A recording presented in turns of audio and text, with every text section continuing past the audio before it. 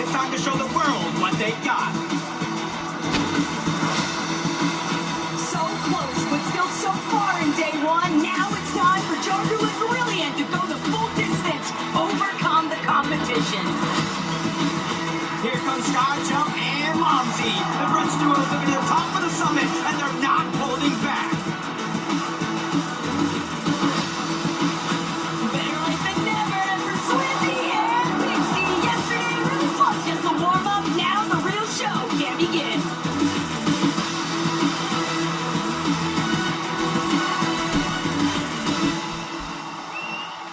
After such an epic day for North America, we had to come to these guys on day two because Mars and Sphinx, I know you want to join your friends on Championship Sunday. Sphinx, what happened yesterday? I mean, we just made some small mistakes. I remember Nev ran off spawn like 4 games in a row and just like would die to another team and not fight us. But I think we're locked in. We fixed our mistakes, ready to go, ready to get right on the teams we're landing on. I'm sorry, are you blaming your failures on the British? Yeah, I mean, you know, as an American, you know, it's kind of like we don't like the British over here, you know what I'm saying? Oh, okay, well, I don't like the American over here. I'm coming over to you, Muds, because you're Australian. I feel safer with you. What do you need to do today to make it happen and to get your hands on that trophy tomorrow? I just need to start following Sphinx properly, and we need to just eliminate Nevs as quick as possible off spawn. Okay, so Nathan and Nevs, I think these boys are coming for you. Let's head over to 11-2K with Fast Road Team Repairs. Thank you very much, Frankie. For Strokey, Repairs, it's good to see you guys on the stage. Repairs, you have had a fantastic year in Fortnite. After your grand performance, you have been put on the map. A lot of people know how good you are. What's been the key to your success this year and your rapid improvement? I mean, I think looking at the game differently, like modding, having a coach, taking it seriously made me like good. The preparation for this event, what's that been like so far? Have you found it a lot more difficult than preparing for EU Grands? I mean, of course it's been difficult because I'm the backup player. I only got to find out like 3 days before. But we've been preparing, so I'm ready. And let's speak to that very experienced backup player for Strokey. Every time I see you today, you have the biggest smile in your face. You have a lot of experience in Grands, a lot more than a lot of the people on this stage. Do you think that helps you in this lobby today? Yeah, it definitely helps me. I mean, I'm like experienced. I played those lobbies before. I'm not really that nervous right now. Like, I'm confident, and I think we can do it. Well, good luck up spawn, boys. I'm going to send it back to Frankie. Merci beaucoup, Levin. I'm joined by Sato and Podesai. Very quickly, Sato, vous êtes prêt? Yes, sir. Bien sûr. He is ready. Sato, tell me about teaming up. Sorry, Podesai, tell me about teaming up with Sato just one day before the last chance qualifier. So it was after the grand final, we both did bad. So obviously, Sato and me was the obvious choice. And we're teaming up one day before, and we did well since today. Are you worried about being contested off spawn by Marius and iDrop today? Not at all. Not at all. Interesting. Well, let's bring out some more teams, I think.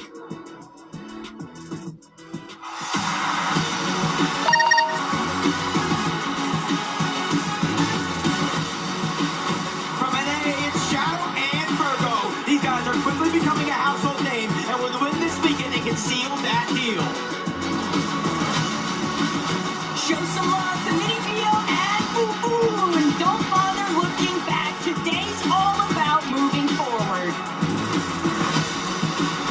Get loud for Izzy and Osif. Qualifying for the Summit Land was just the beginning. These guys plan to take it all. Some of Italy's best, Haman and Controller, with a second chance at life in the lower bracket. They're ready to make it count. Falusi and Tanguy, the Italian stallions, take their first step towards the summit. Let's see how far they can get.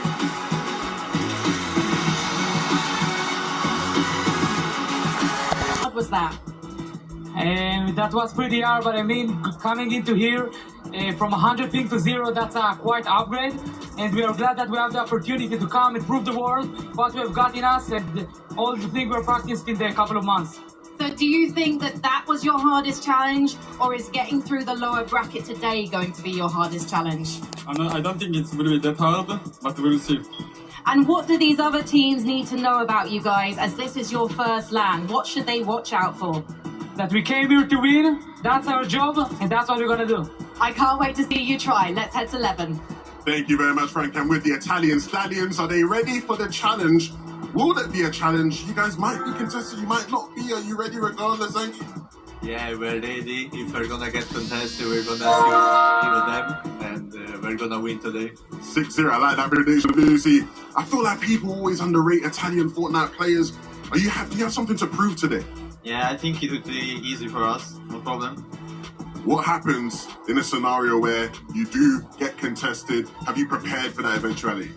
Well, we're prepared for everything. We prepared since we qualified for 1 month straight, so I think it will go fine. Well, if it does go that way, good luck off sport, my friends. Back to you, Frankie. Up Regatta 11, I am joined by Nuti and GabZera. Nuti, you are uncontested right now. Is that how you like to play things? Yes, it is. So I feel like, you know, we stereotype the Brazilian teams as being people who like to fight. Are you going to play it safe today, or are you going for one of those victory royale passes to Championship Sunday? Now we're winning. We're winning again today, 100%. Oh, we've got to watch out for these guys. And you know what? GabZera, I know you've got loads of Brazilian fans watching back home. Have you got a message for them? GabZera, eu sei que você tem muitos fãs em casa. Tem uma mensagem para eles? Tenho sim, peço pra geral aí que tá torcendo no Brasil, não torça só pra mim e pro Nuti, mas torça pra geral, manda energias positivas e pode ter certeza que a gente tá dando nosso melhor aqui. So they say to all the Brazilians, not to cheer just for them, but for all the Brazilians, that they're gonna try to do their best in dominating. Well, I'm afraid I don't know much Brazilian Portuguese, but I do know vamos. Let's bring out more teams.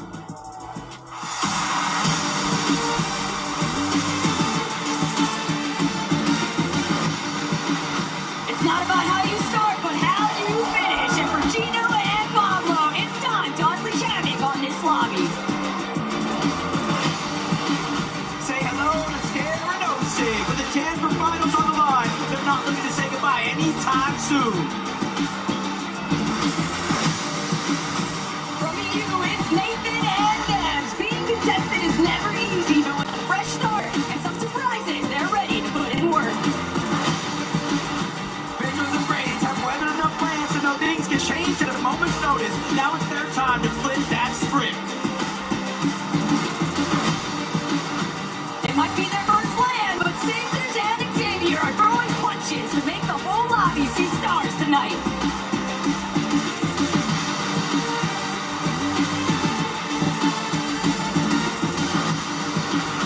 Fresh talent combined with a seasoned vet. It's hobby and a minute. These guys will need a new game plan if they're looking to advance to tomorrow. Welcome in, Taya and Obi. After getting first in the second chance major, they've proven they won't go down without a fight. Who needs a grand finals when you can qualify to land instead? The lights are bright, but the MHAs are looking to dim out anytime soon. Today they bring the fire. It's Giannis and Gian. With one last chance to make the summit, it's now or never.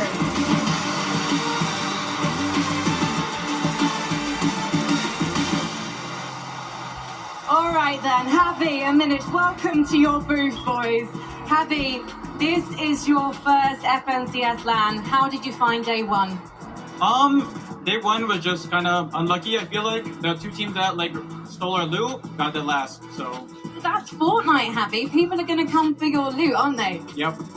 Let's see how you fared today. Aminis, you're an analytical guy. Can you break down what you think went wrong yesterday? Yeah, I think we really prepared to be either uncontested or single contested, and we weren't really prepared for the triple contest. But I think we should be in a good situation today no matter what happens. So are you expecting to be uncontested, or have you just been practicing those off spawns all night? Yeah.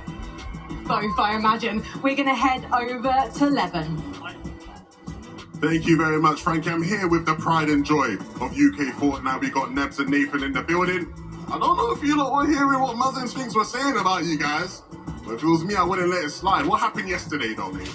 Yesterday we kind of split Humble. I don't know, I think we should be fighting more, to be honest. Is that what's going to happen? They sounded like they wanted to fight him. Yeah, I mean, it's kind of how Humble is. One team lands one side, the other land the other side, and yeah, we should fight. Well, Nebs, you are usually very humble, like your drop spot. Is that going to be the case in game today, fighting them off spawn? I hope so, yeah. Okay. Obviously, there's a lot of fans watching. You guys represent the UK. What do you have to say to all the fans out there supporting you today?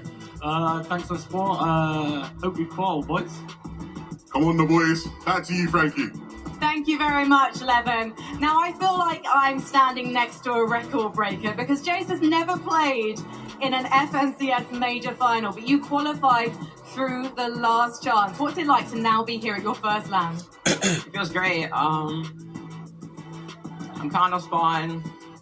I'm better than them, and I'm 6-0 them. Who are you going to be 6-0ing today? Alex and Reckless. Oh, have you been watching much of Oceania, Liam? I have not been watching much of Oceania, no. Do you not care about who your opponents are? You're just that confident you're going to run them down? I've heard they have a good track record, but we beat them on spawn multiple times, and we're confident for today.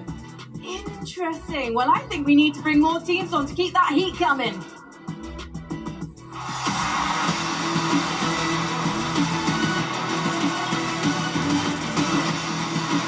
All the way from South America, it's King and Phaser, one of the most dominant duos in their region, and now they're ready to test it against the global. This duo is looking to challenge the throne, Tails and King. Against all odds, you can never count these guys out. Asia's never been one to back down from a fight. Yuma and Koyoto will need to come out swinging if they want to survive today's matches. It's Malone and Jonas. 4 points separated these guys from finals and the lower bracket. Today, they look to close the gap and take it all. You can't appreciate the highs without first surviving the lows. I drop and Marius. It's time to show the world what you're made of.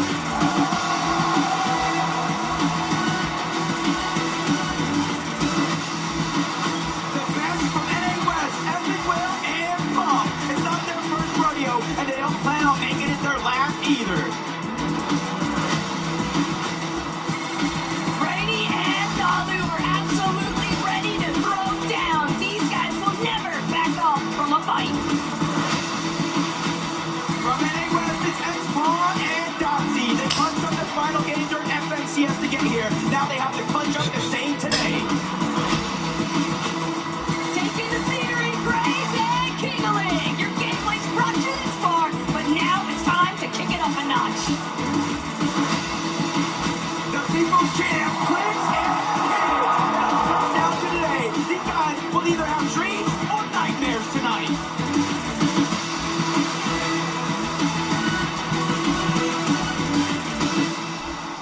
X1, Doxy, it's so exciting to have you here with us on LAN, qualifying through NA West. And tell us how you qualified, because it was epic.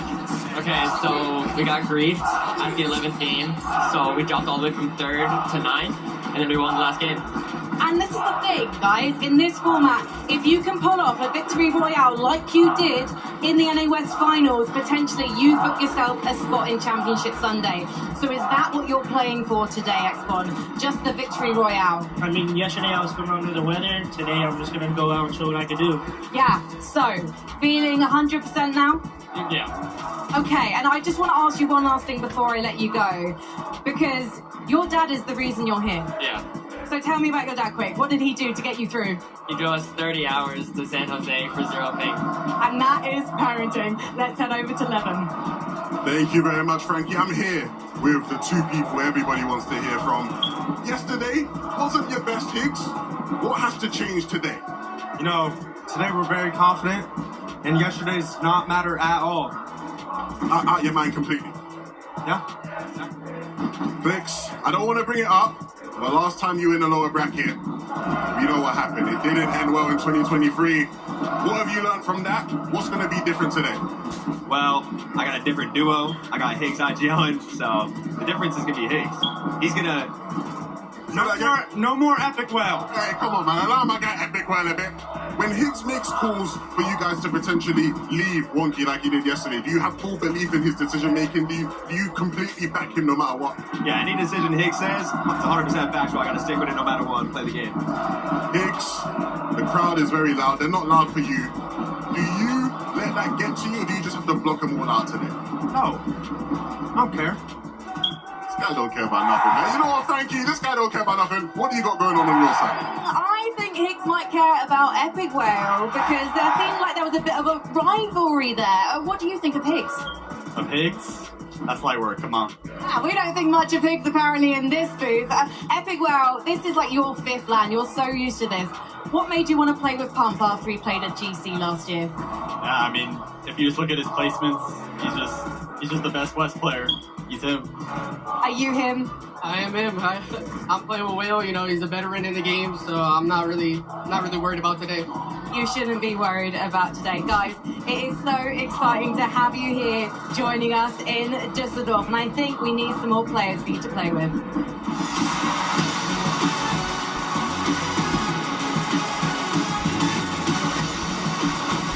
They're here. QNDX and Phantom. This might be a Fortnite competition, but they're not here to play around. It's time to run it back with Minute and Salco. Rock bottom can hurt, but it also means you're ready to start the climb to the top. OC's back. It's Alex and Reckless. They have the power to qualify today. They just need to show up and show out. Despite a rough finish, the kickoff summit, Mason and Gerald are out to prove there's still plenty of dog left in the fight. A brand new day for Hazers and Ritual. Uncontested has never felt so good for a team that's going to show no mercy.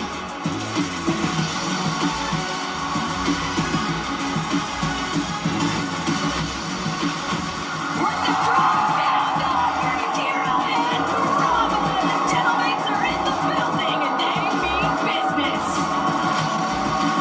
You can always count on Cam and the big cheese of beef to spice up any competition. Fellas, show us what you're made of.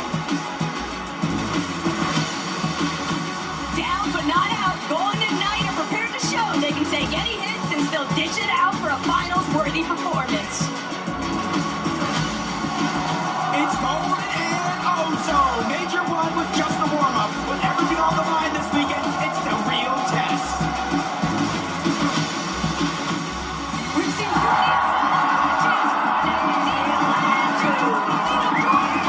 to make sure that they overcome every bit of competition.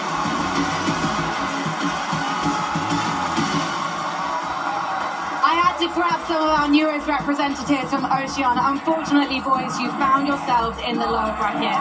And Gerald, I spoke to you before the competition kicked off.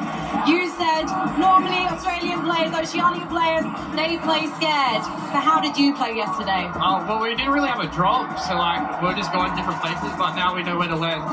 So you're prepared this time? Yeah. And what was the best thing about yesterday? What did you learn from day one? Don't fall no drops. Overall, no drops. Okay, so what's the plan today? There's a 6 replies. Okay, and for you, Gerald, have you been humbled at all by your experience yesterday? Or do you know you've got it in you? You're the big dog on top. It's definitely very different to OC, but I think we can qual. It's not impossible. It's not impossible, and you know what's not impossible? More German players in Championship Sunday. Levin's got a treat in store for you, Düsseldorf. Yes, I do, Frankie. I got the team that the crowd went crazy for. Once again, Badil.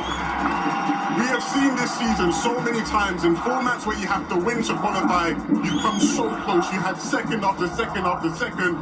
What's going to be the key to victory for you this time? I mean, I'm the best player right here. He's gonna carry me this time. So, yeah. Drew, you are a top player. We know that. You quit the game, and then you came back. Bro, I was about to quit, but then, I mean, the life got something for you, you know? Never give up. And now you're here on this stage. Badil, these fans are going crazy for you now.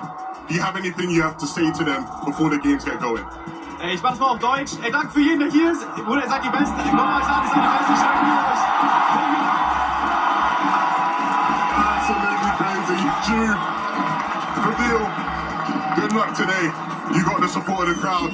Back to you, Frankie. Thank you so much, Levin. First of all, Karama. Ça, c'est le meilleur équipe, non? I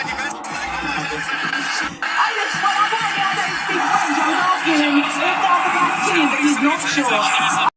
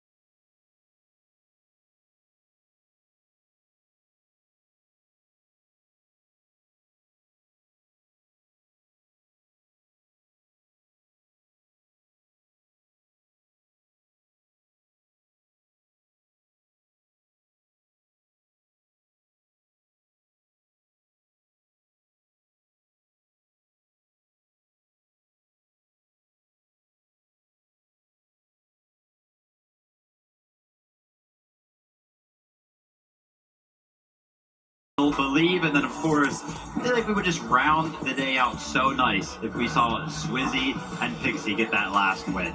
I like your picks. I think we have a lot of similar picks. Let's take a look at mine though, because there's a couple names that I threw in that I don't think you had.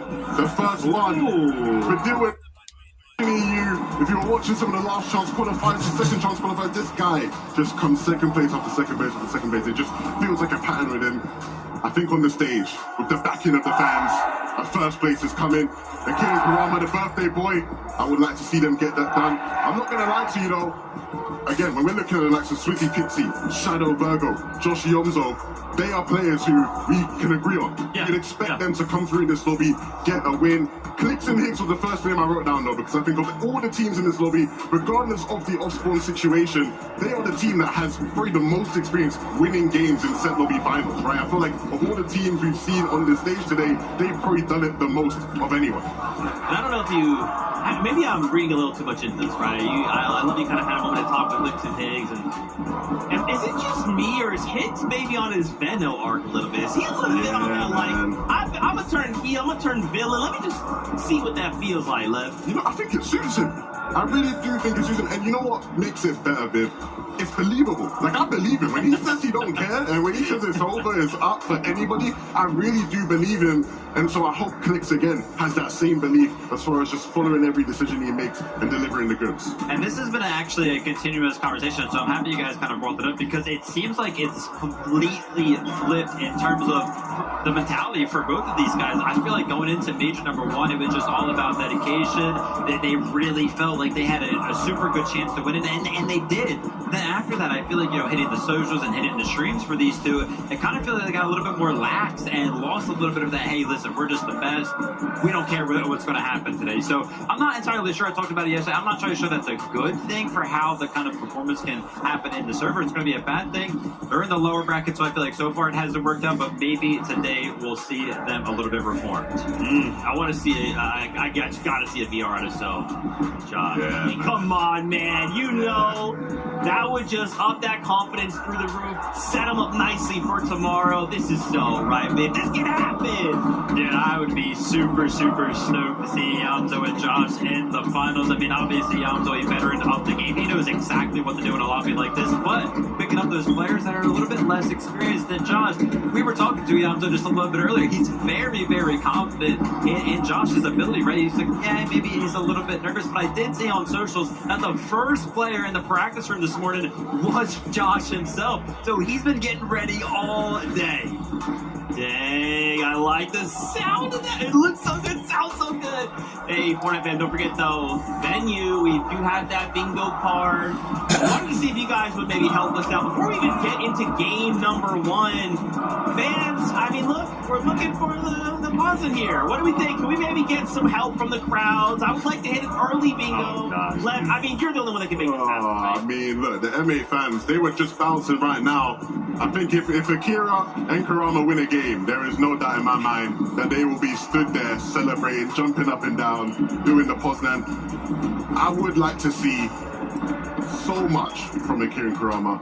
I think they will win a game, and so we might not get to see the most from them today. Oh, man. Fortnite fan, we're getting word. The games are ready. This is the lower bracket. Casters, take it away. Thank you guys, everybody out there, for joining us. This is day number 2, and our analysts broke it down perfect. What is truly at stake? They even have our predictions there on the table. I know I have some favorites that I want to see, but they're going to have to earn it, Taco. It's just the fact that win and you're in. You can chase that victory royale. You can focus exclusively on it, but just in case you don't, top 19. The consistency metrics still playing a key part. So let's see what happens here in game 1.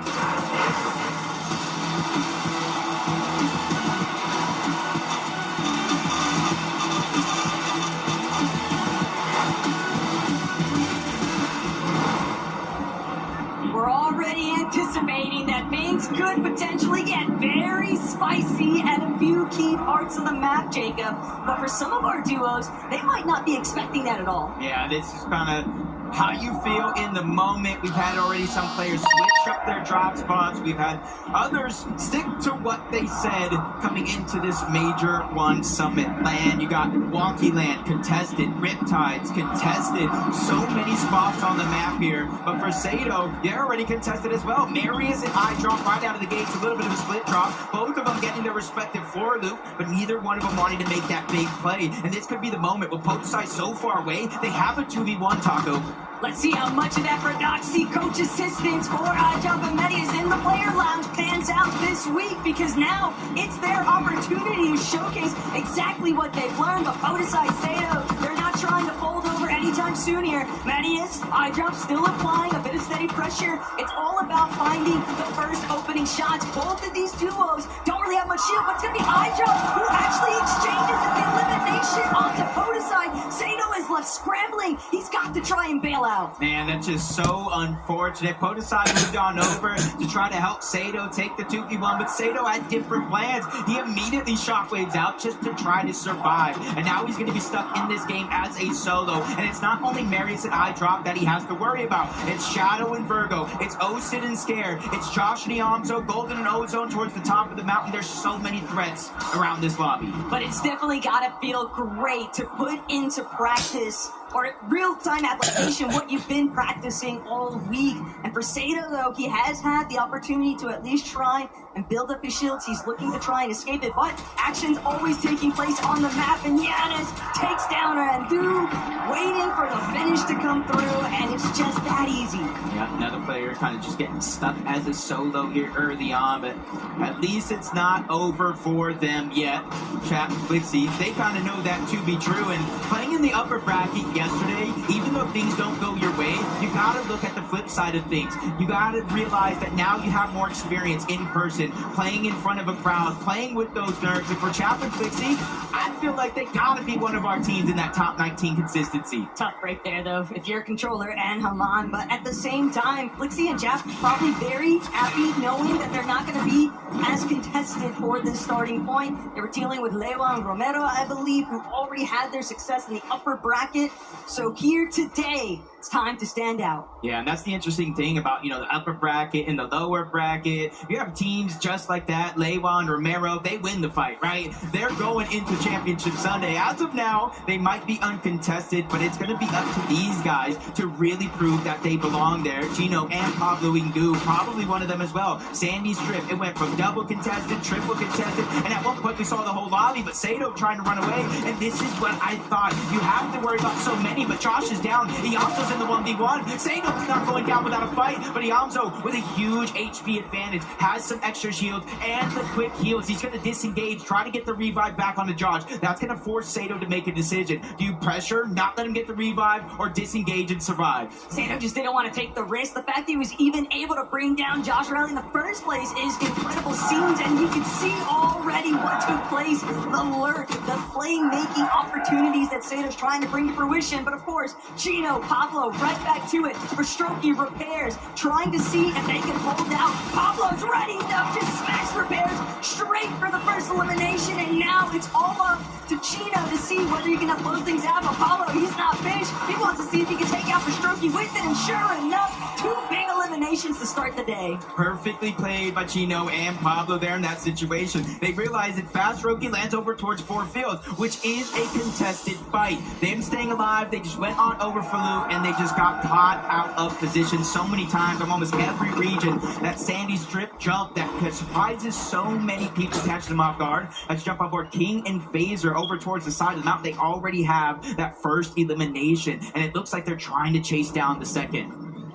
Get a chance to actually look back and see what took place. King and Phaser just running straight into where Sato was hoping that he could have yet another success shot to bring things down, but unfortunately it all crumbles right underneath his feet. Phaser, King, that's just their lookout. They're pushing north. They're not directly fighting Clix and Higgs just yet, but that might change later on today. Yeah, it definitely will as the games go on. Where you're at on the leaderboard will really play a role in how you get to play out the rest of your games. But it sounds like the fan favorite Vadil and Ju rotating in the second zone relatively early, but if you look at their loadout, they're maxed up on materials. Their loadout in terms of heals is as best as it can be, minus maybe a chug choke, so they have nothing to worry about for the next couple of zones. Meanwhile, on the whole southern side of the map, Randu's already down. GRX is trying to decide what loot he needs to bring with him, and it's a 1v1 against Chap. And the problem right now for Chap is that he was not expecting to be without Felixi, but everyone is just creeping around these building corners. It's as if everyone's just playing a horror game of Fortnite right now. Yeah, you kind of saw it in the beginning of the game in the feed that Yanis did take down Randu in that exchange in their off-spawn fight. GRX is trying to stay alive, just like anybody else. If you have at least 500 gold, you don't even need to pick up that reboot card. You go straight to the reboot van and you can buy your teammate back. And that's why you see so many players shockwaving away from the fight before their teammate even goes down to try to give them a chance.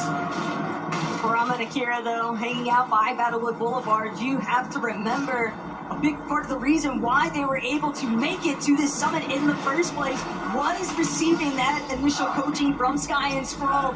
They've likely got a solid strategy for how they want to play through this north side position of the POI, but at the same time, Jacob, when you're depending on so much storm play opportunity, you have to expect there's other teams still waiting around too. Teams that are a little bit more scuffed. That's what they're banking on, is going at night, trying to see if they can find Chap in the mix of it all, and Chap doing what he can to just push them back. Yeah, you can kind of see a whole new sense of right here. Chap shuts him down. That's going to bring it down to a 1v1. Gon's going to regret that one later, and now it's time to unleash the beast. Chap trying to push in, get pressure, push Knight back, and you see him backtrack for his revive, and he's letting him get away with it. And this is big because Flixie was already rebooted once, and now with a fresh body of loot from Gon, they are back into the game. There is nothing worse than thinking you have every advantage. Gon and Knight knew that Chap and Flixie were hurt. They knew it was a fresh reboot, and yet they still couldn't come out on top in that situation. The momentum shift, it can swing that rapidly, and now you're left to wonder, what's Knight going to do? Where's his recovery going to take place? Yeah, Dennison cheating again. They got that one elimination off Spawn floating around. They probably heard the reboot and all that action going down around New Sanctuary. And the way this side of the map works, New Sanctuary is like in a canyon down below, and you got all these mountain ranges up above, and they're using that to their full advantage to try to get damage. Storm Surge, that allows them a lot of mobility and freedom throughout the mid game. Definitely a little bit worried though for their surge strategy. They spent a lot of time investing into playing for that reboot, right? They just absorbed a lot of damage in the process of that first escape, so have to wait and see what takes place next. But Bello and Savage, Squibbly Shores, contested, uncontested, it's all up in the air right now. You can't expect anything to stay the same. Now with only 6 matches to work with, and obviously because of the Victory Royale format here, Jacob, teams might just send the Hail Mary. Sphinx, Muzz, maybe that interview was all a distraction factor, because these guys are creeping around Squibbly right now. They're trying to figure out who's going to be the first one they encounter in these buildings. I hope Bello spotted him out. He's in that surge tower. He has the bird's eye view. I know we saw, but he doesn't necessarily get to see. But Sphinx and Muzz are closing the distance. A good opportunity to at least get damage onto Mr. Savage. And since his teammate is so far away, they can try to go for the Elam. 50 shield gone just like that. And now they're trying to push in Savage, trying to extend his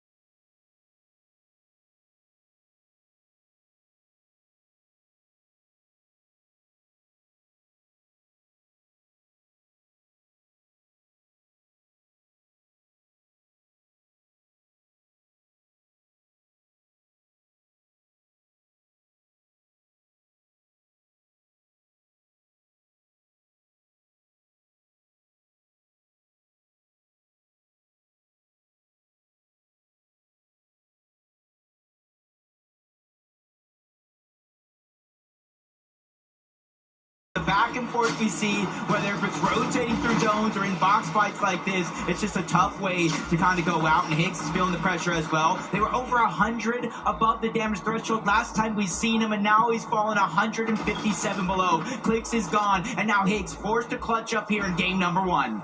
It's incredible, though, that Higgs is even in this position in the first place. 157 below, but look at where the zone has pulled to. It's wonky. You would think this would be ideal, but the fact of the matter is, as a solo, Higgs has to really dig deep here if he wants to manage to make it out for a solid placement. Yeah, 10 teams need to go down before him or Velo are granted any points, and they're both below the damage threshold. Velo, not so much. He needs one shot, whether it's the AR or the shotgun, to land without taking much, but he gets tagged up again, above, right back down below. Velo now has to be perfect with these heals. Zone moving in, and I think this is the end of the road for Velo in game 1. Just didn't have any other options here, and Higgs might need a similar fate. He also needs damage, but he also has to stay moving, trying to see if he can catapult himself somewhere else in the lobby, trying to build up. Supply crate, fortunately, going to drop just in the nick of time here, but he's still getting lit up by these surge tags. Medkit and a shield potion. Decent amount of materials. He might be able to turn this one around, and just like that, the surge thresholds are just teeter-tottering above and below, but he's still trying to see if he can wait things out. Yeah, 184, essentially a full elimination worth of damage, but where this zone goes, it's either going to help him or hurt him. If it goes up the side of the mountain, that's going to give him so many shockwave opportunities to get damage.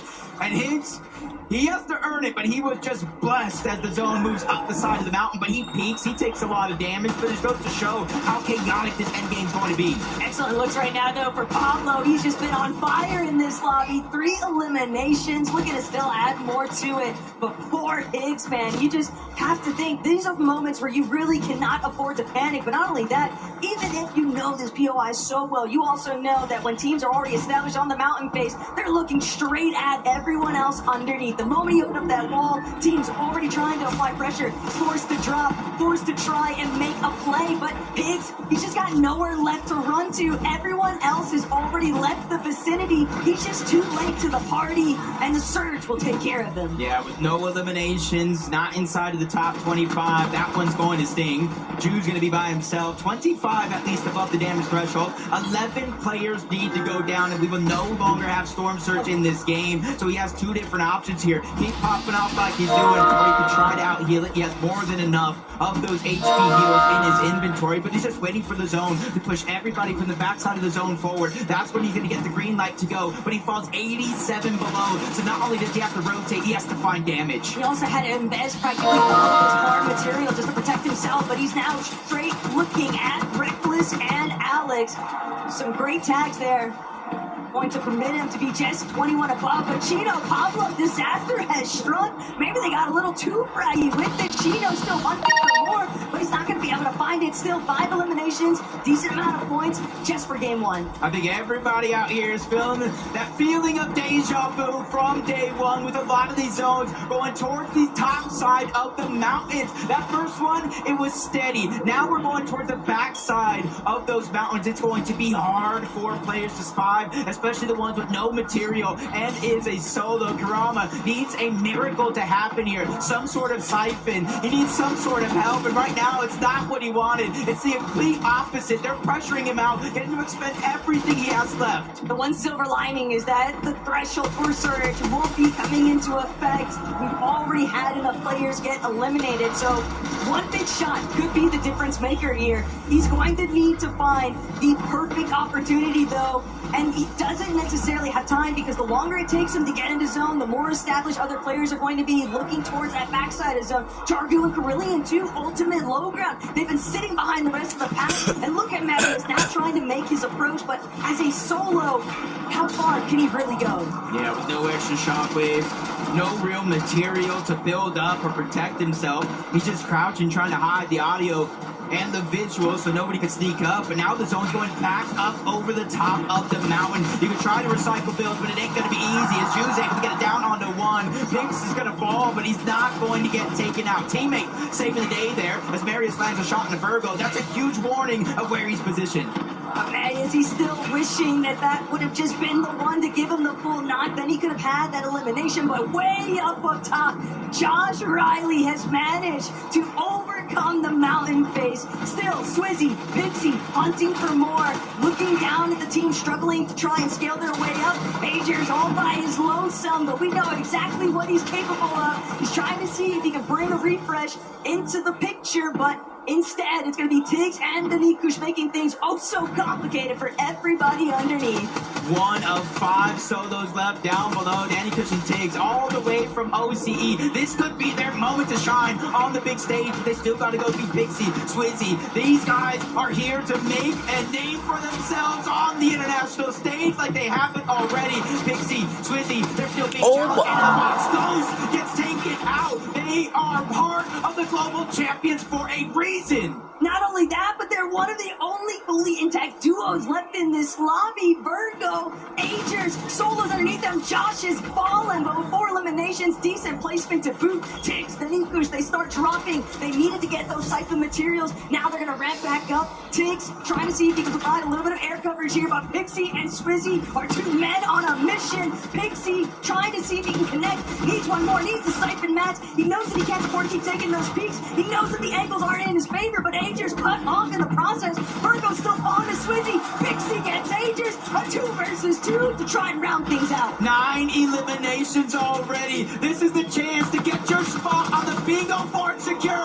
But that one gets ripped away. Tiggs from up top, taking down half of the global champion, but it is going to be a 1v1. Pixie gets his get back. It's him versus Tiggs. No shields at the current moment for each of our players, and he's trying to put pressure down from above, but Pixie is able to go to the sidelines, finds a crevice, gets the shields off, and this is it, Taco. It comes down to who wins this game is going to finals. Tiggs knows he's got to get up close and personal. Pixie doing his best to try and mental up, mental forward. Pixie nearly got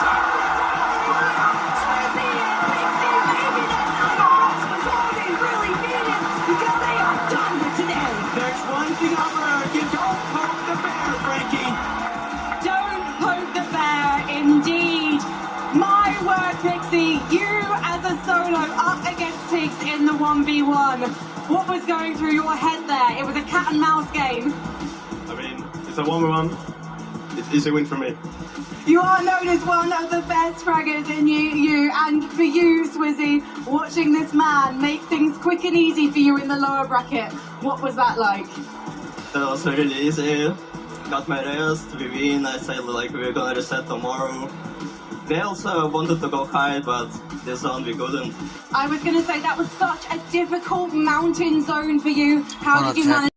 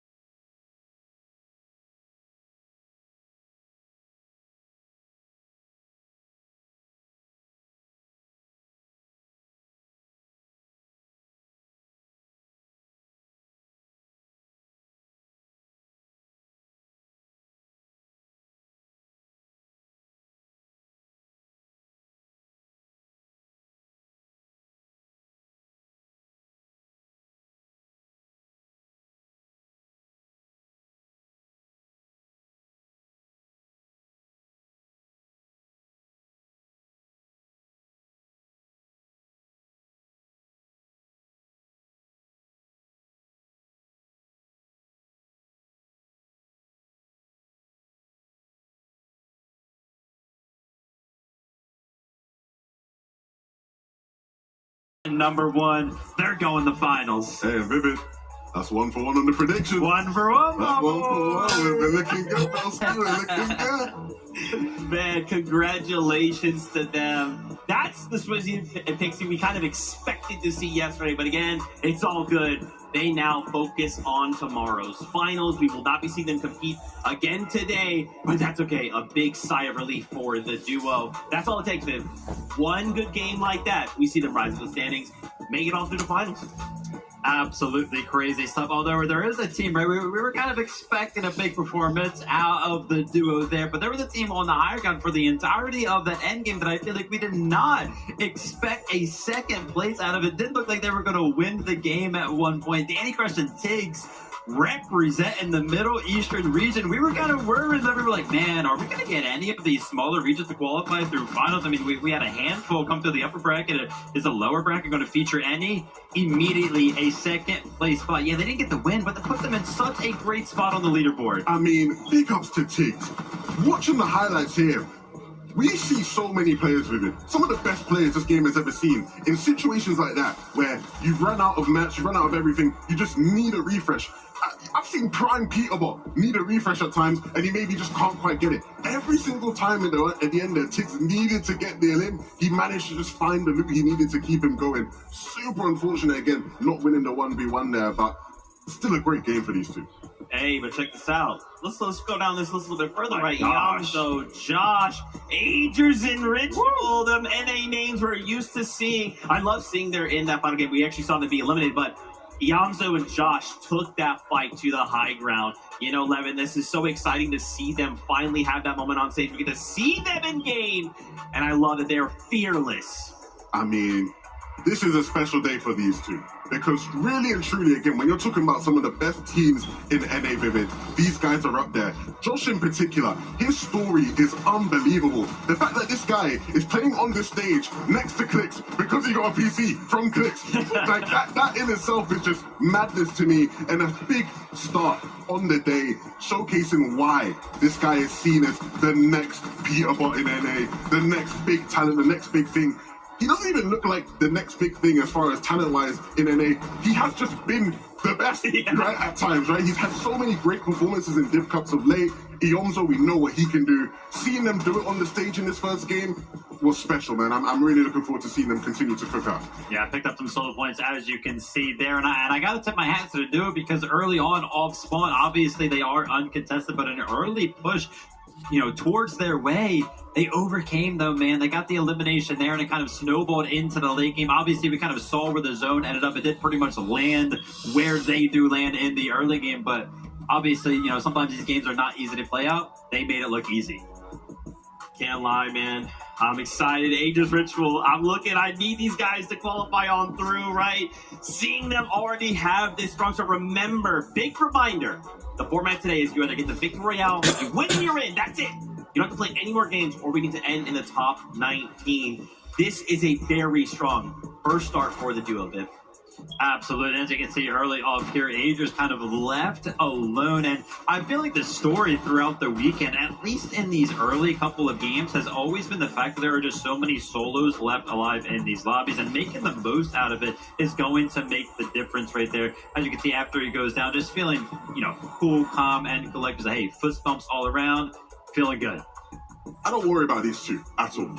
I think when you look at the talent, the experience, the quality, I think these guys, whether they win a game, whether it will be through consistency, I think these guys will make it back. I think the biggest worry for me is just I'm just looking to Sunday and looking to see them in a position again contested at Latte. We're not going to learn much from them today because it's going to be a completely different situation if they're able to qualify. And so, again, hopefully we see them continue to play their game and just warm into things a bit more.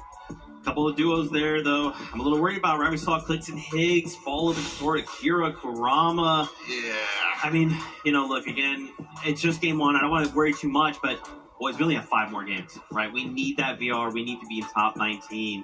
Very, very tough, but it's all good because we got game number 2 ready to go. Whatever happened in game number 1 doesn't matter. Every game can be a new game for these duos. So let's get ready to hop into game number 2.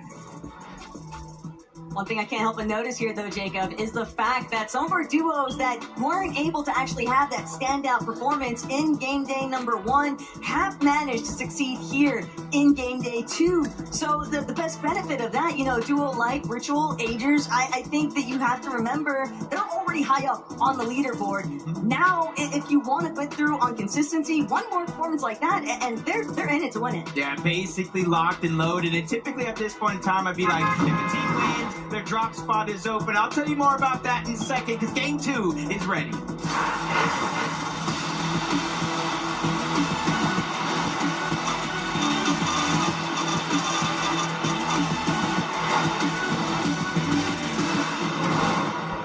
As I was saying, usually a drop spot opens up when a team wins a game because they're no longer in the lobby. They advance directly to Championship Sunday. But if you look at where Pixie and Swizzy were landing, it was kind of a triple contested fight. So it's not going to get easier game 2. Yeah, they already had plenty of company, but they managed to move out. They left everyone else behind. They'll worry about that for tomorrow. Vazen and Gerald, though, intent on contesting Epic Whale and Pump here at Riptides. But all that's going to do is extend an open invitation for the third-party scenario. All throughout Chapter 7, any teams that have been contesting each other at Riptides almost always results in both of them just getting wiped after the fact because it's such an easy position to get third-party. Yeah, especially with everyone around them uncontested. But Clicks and Higgs, they're going to go ahead and take that long glide strategy. They're going to go ahead and get the top side of Wonky Land. You kind of saw there in a second on the map. King and Phaser are already down there on the south side of Wonky Land, already trying to loot up. That gives them a little bit of a timing advantage over Clicks and Higgs. So if they get a loadout, in theory, Taco, we can see them play aggressive. But I drop with one elimination. But y'all will notice, Marius is down. Some unfortunate stuff, but sometimes the bus path does happen to work against you. And for other players in the lobby, they're always going to be looking up the moment they touch down, trying to lock in that early surge. Chap, victimized yet again.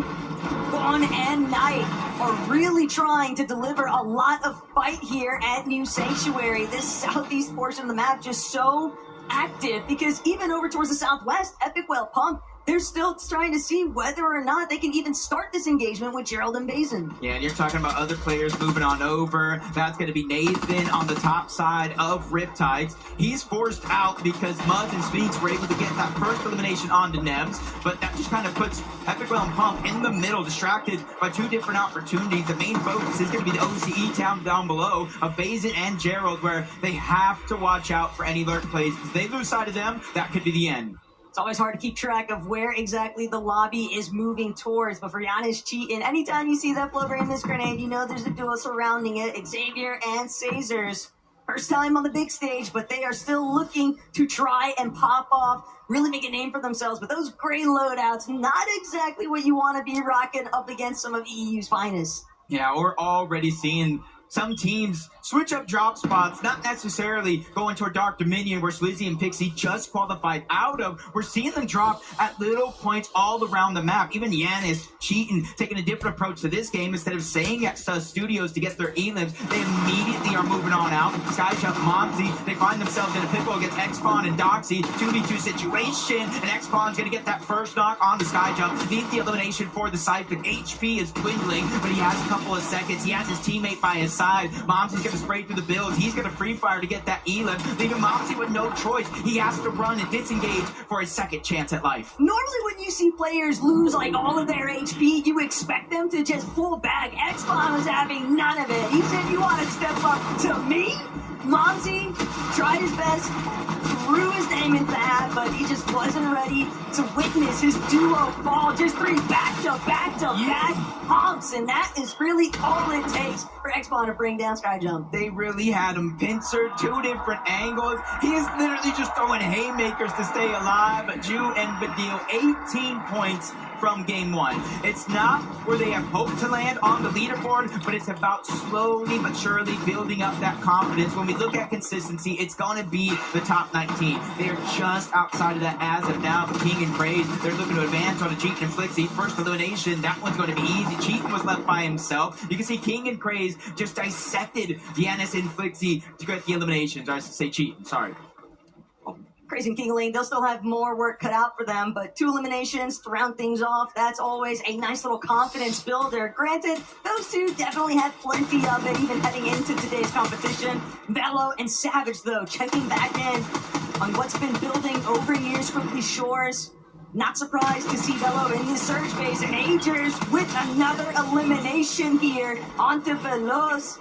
Ritual has got to be feeling very good about what his duo has been able to bring forth here today. Yesterday, things a little bit shakier, a little bit more difficult, but even with Agers being a bit under the weather, his gameplay here today isn't looking like it. Yeah, especially being uncontested. You played with a whole new freedom, knowing you got the entire POI to yourself. With 1 elimination, they know Jonas is going to be by himself. 2v1, trying to attack from both angles, jumping up and down, not trying to let him heal, not trying to let him get a breath of fresh air, and another shot from Agers can connect. Tries to spray into the box, not enough to get the knock, but him and Ritual are side by side. They're working together to make sure that they both don't take too much damage, but they're still in position to clean up this elimination. And what's wild to think about is Ritual and Agers, they're fighting for their spot to try and get that rematch up against Reed and Cooper in tomorrow's finals. Agers still trying to see if he can finish what he started here, and sure enough, Ritual's going to get the cutoff points there onto Jonas. 2 eliminations now for this duo, and a lot of wiggle room here because Latte Landing is wide open. Yeah, and this is a team that you don't want to see get heated up, because when they start going, they are hard to stop. And now that they got their early game served with those 2 eliminations, they're going to go back on over to Latte Landing. They have plenty of heals. They have a good enough amount of gold where they can use that mending machine, which allows them to overstay their welcome and use that long launch pad towards the back. Oh, and you can see it coming. Pablo waiting for the piece up, and sure enough, nowhere left for Mini Pio to run. What a box in, and Chino, the other half of the duo, standing out here on his own accord. A great set of eliminations for these two. Yeah, all it takes is getting caught off guard 1 simple second. And that's what we've seen, for the past couple of months. A lot of these lurk plays come into action, especially when players with these new surge changes, they're kind of just boxed up. They're in their towers, they're at their POI, and they don't expect to get snuck up on. And more it continues to work and find success here in this game. But just like I was talking about, Agers and Ritual's long launch pad, Josh and Ianzo have the same thing. It takes you further, it takes you farther. You throw the Fizz in the mix, and you can across the map. Xavier Sazers, they're trying to sneak attack onto Liam, and that first one looks like it was going to work, but Liam turns, he burns him down, leaving Xavier by himself. 2v1 situation. They were confident before the game for a reason. This is the nightmare scenario now, because that should have been it. Liam, though, he might still wind up being knocked here if he's not careful. Xavier is still just fighting, maybe even to restore a little bit of pride after that one. You'd think that you get the sneak attack. Instead, it's 180. Jace instantly dropping that Fizz bomb. They're not in the zone just yet, so HP, you can see them trying to get the elimination, save it for the Siphon, but it's getting a little bit too risky. Liam 1 shot away from going down by Xavier, so he's instantly trying to pop that Chug, and they're not necessarily pressed right now to move quick.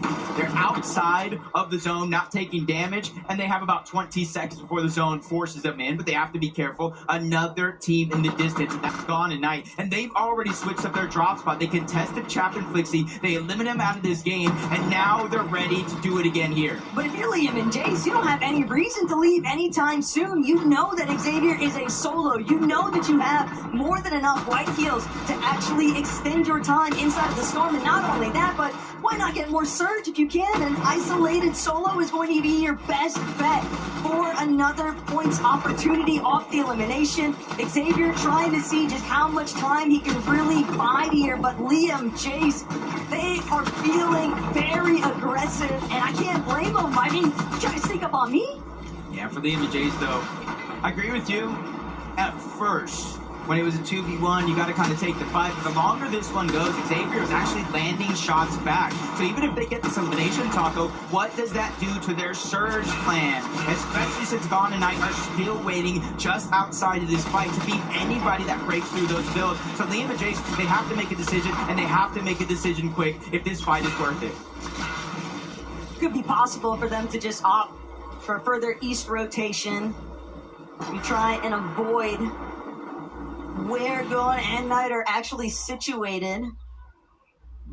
Sometimes you gotta look elsewhere, and somewhere that has opened up just a little bit It's going to be Dark Dominion, but it is bumping as ever. So many teams already in this POI.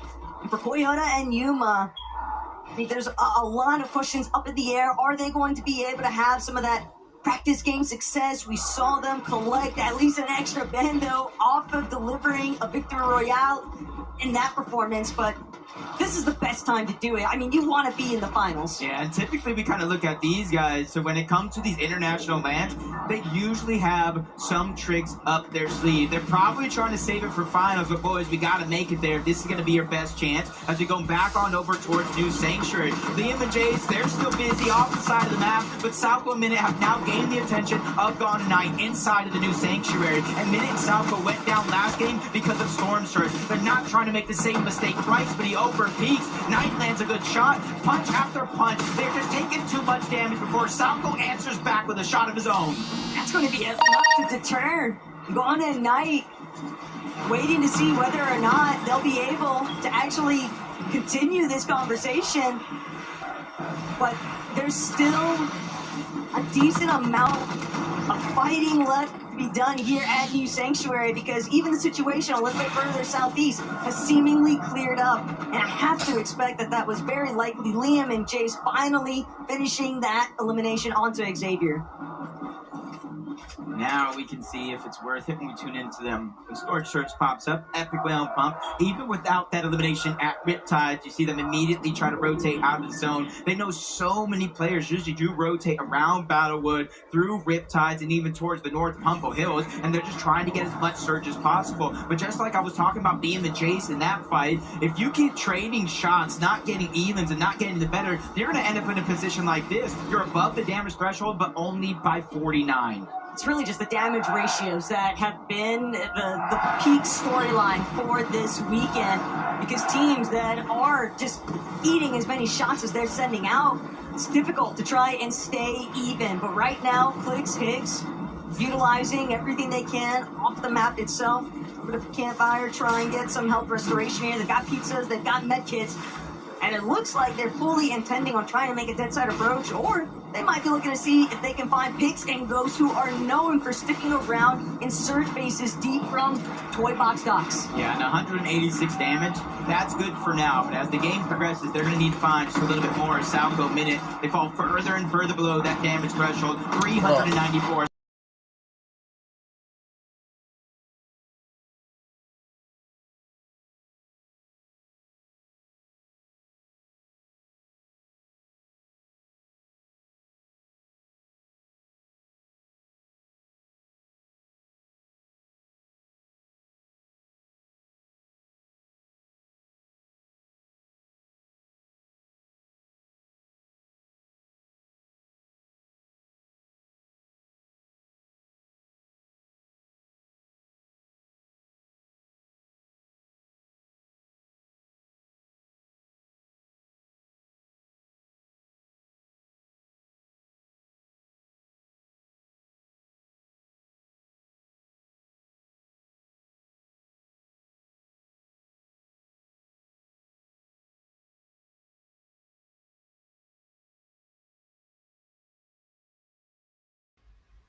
But he's still 229 below.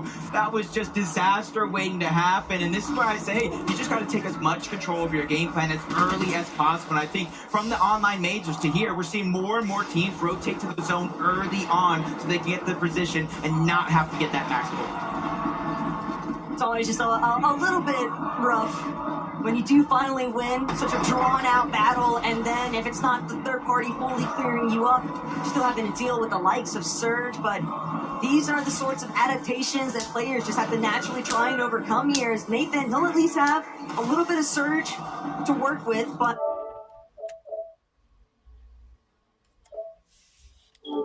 the clock's ticking. He's got to make it into Kurama and Akira again, just barely above 73. That's not much. And that shot is surely going to put him below. GRX surprise.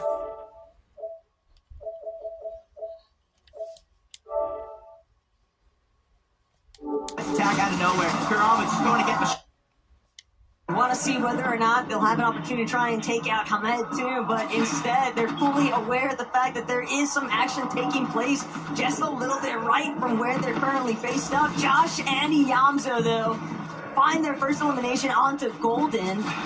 They are above on Surge. It's really just about finding the perfect moment. You don't want to get lobbied on your next rotate in. Yeah, this team right here is a little bit of a full circle moment of Josh and Iamzo's. Years ago, Iamzo kind of being that fragger for Rise in the mix, getting close to the FNCS championship. And now Iamzo is that IGL, picking up the young fragger in Josh, who honestly has Clix to thanks for popping his career, because there's Clix who got on the PC and really started his whole trajectory. So for Iamzo and Josh, this needs to be a big day. Pablo and Chino trailing just a little bit behind. Raisin and Gerald were just spotted here at Battlewood Boulevard. They're going to opt for a more low ground position currently. Definitely doing a great job at avoiding our folks in the rest of the lobby. That is until Raisin and Gerald finally spot them out inside. Little sewer opening here, and now that's an open invitation. Everyone else in the lobby looking their way. Yeah, kind of going from uncontested in the EU finals to here. Pablo and Gino just having a little bit of a struggle here in day one, and kind of breaking through the mold in day two. They just need a little bit more consistency. Badil and Ju, same thing, 26 points, 118 above the damage threshold. Relatively close to it turning off, but a couple of quick tags there is going to put them right on the line. 32 damage above. They're making their way in towards zone. It's not going to be hard to find a spot there, but the next zone is really going to be everything. So if they get a max pull, good luck to them and their search plan. Good luck to everybody in this.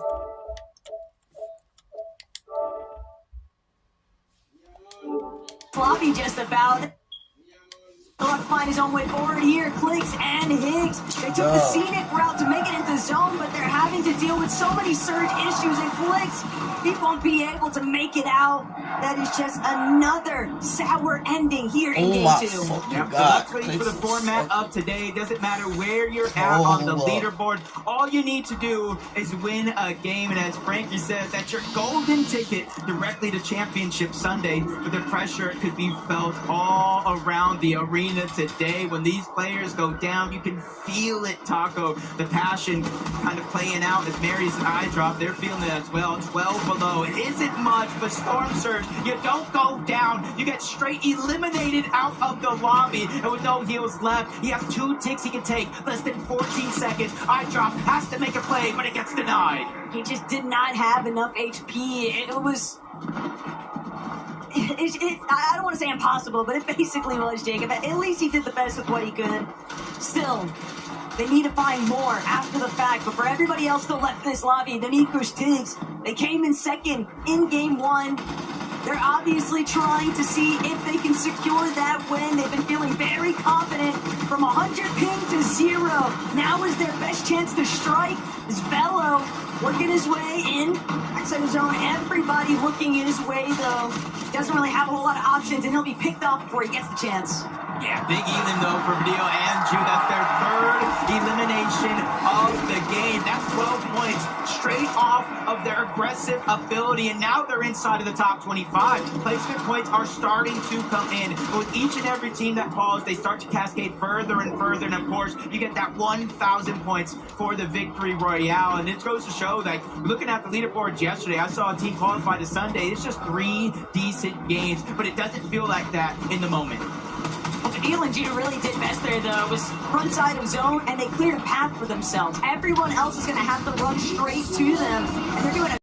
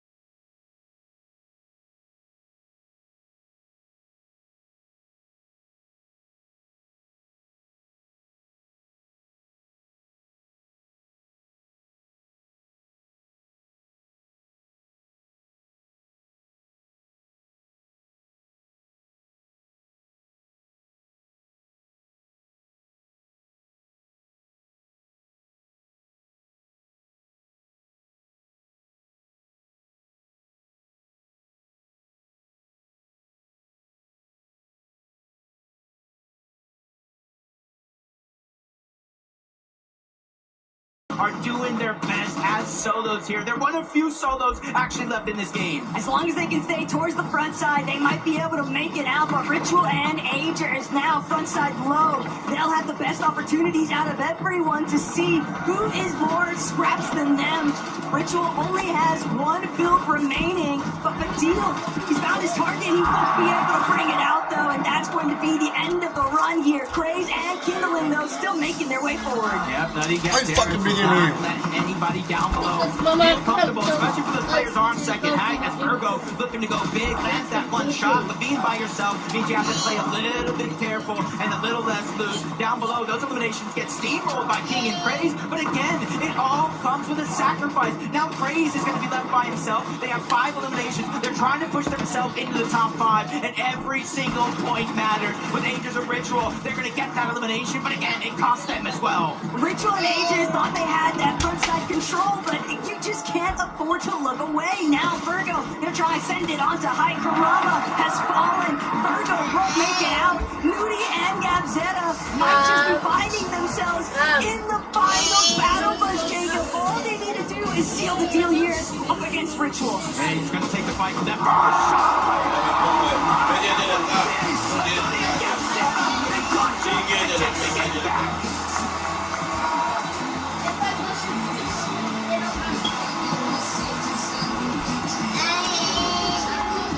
New team, Gabzetta, please stand up and celebrate this win. What incredible performance from you, new team. Talk to me about those last moments. You did it as a duo. Yes, I said that we were going to win, and we did it. You absolutely did. You had so much confidence when you spoke to me earlier, and you only told me the truth. Gabzetta, you're going to Championship Sunday. You're representing Brazil. How does it feel? Gabzetta, vocês ganharam. Vão representar o Brasil na final. Como você se sente? Me sinto realizado novamente, estar representando o Brasil novamente num palco gigantesco que é a FNCS. E é isso, vamos Brasil! I'm so happy. I'm so accomplished right now, and just let's go Brazil. Let's go, Brazil. Would you like to hear the crowd in Düsseldorf, new team? What? Would you like to hear the crowd, what they think of you here? All right then, Düsseldorf. What do you say? Do you like these guys? We can see the Brazilian flag above. We've got Brazilian fans behind us, and we've got Brazilian fans watching around the world. Congratulations, new team Gabzetta. We'll see you tomorrow.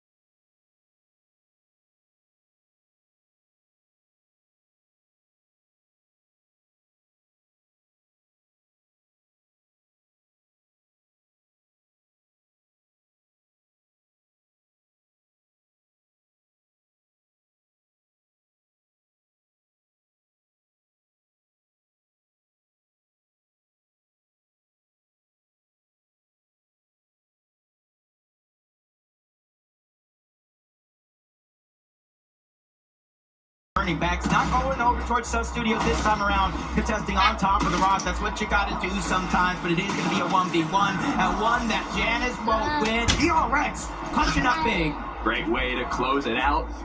Gonna pick up his teammate there as we move on over to the other side of the map. It's gonna be Muzz, Nathan, Nebs.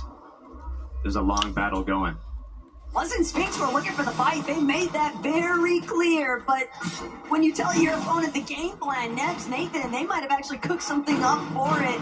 And at least for right now, even with Sphinx having gone down, it seems like Muzz is going to at least be able to play for the revive. And Nathan, Nebs, they'd rather play a little bit more passive and prioritize controlling the actual POI. Yeah, it almost makes you feel like they're not even the ones that got the knock. You'd almost be certainly sure that they would chase over, try to get that elim. But hey, when the dust settles, at least Muzz and Sphinx get a second chance here to go back on over towards Riptide. Something that we saw in that last game. We saw a little bit in the first game between Epicwell and Pump and Bazin and Gerald on the other side. It starts off as a little bit of a split, but as the game goes on, we typically see third parties come in.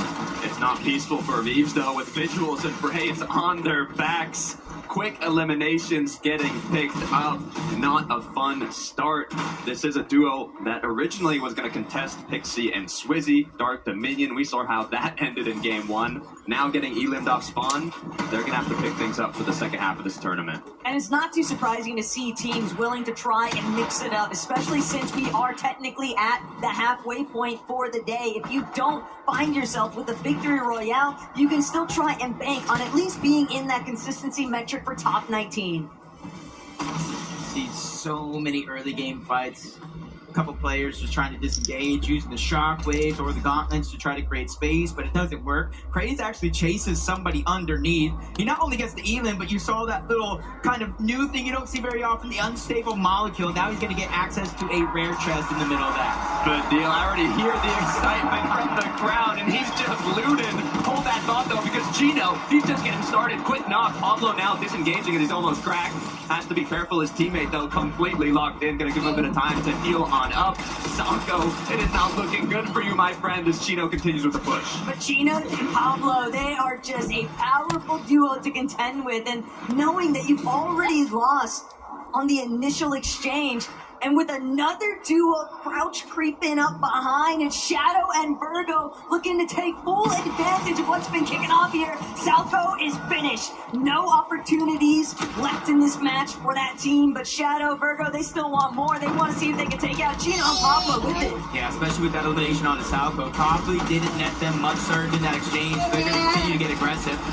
One up below, one on the wall, but Pablo can be the X factor here in this fight, lurking around, trying to get a shot from above, and there he goes! A massive haymaker on the Shadow. Pablo, Chino, they have a chance to turn the fight, and Pablo gets back to back in the tide of this fight. There's a reason Pablo and Chino are some of the best on EU, as they do have to be careful, though, with the third party coming through. I mean, Shadow, Virgo, some of the most confident fighters in North America, but the tables, they just turn too quickly. The problem with that, though, Chino and Pablo, they didn't have a whole lot of materials, and yet they just got an absolute loot llama because Shadow and Virgo were stacked. So even with one of them escaping, you still gave plenty of a refresh for Chino and Pablo after the fact, but now Clicks, Pigs, a little bit of a rough to kick off the day. But the scenes can change at any moment. And when you know that there are duos fighting against each other like Mumsy and Skyjump, well, Pigs and Clicks, they're willing to try and send some shots their way. Yeah, especially since you kind of realize what caused their downfall in that last game, and throughout the day one as well, it's just a lack of surge, lack of that early game damage. Benno kind of spoke about it when he was doing the Telestrator.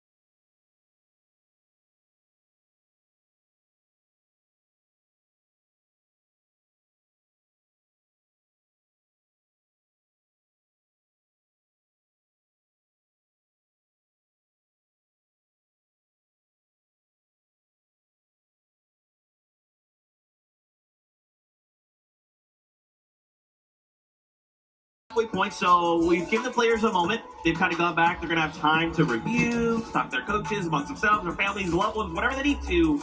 Because then when they return, they have to make something happen in 3 games. Yeah, obviously, kind of the spotlight right now for us, Kingling and Craze, a duo that doesn't have to change anything, doesn't have to actually return to the stage at all, right? They're done for the day going into tomorrow. I gotta say, the conversation that we kind of had with them, and I really, really liked, because it seemed so obvious for both of them to talk about their respective duos and their respective roles. Like, Craze was like, yeah, man, I mean, I kind of just like play like I have the best creative warrior in the game on my team, and yeah, he's right. I mean, Kingling is known for being very, very good and creative, and then Kingling on the other side is like, dude, I got the best IGL in the game on my team. I'm just going to follow his calls. It's easy. Yeah, it's the perfect complexion, and sometimes it can be difficult.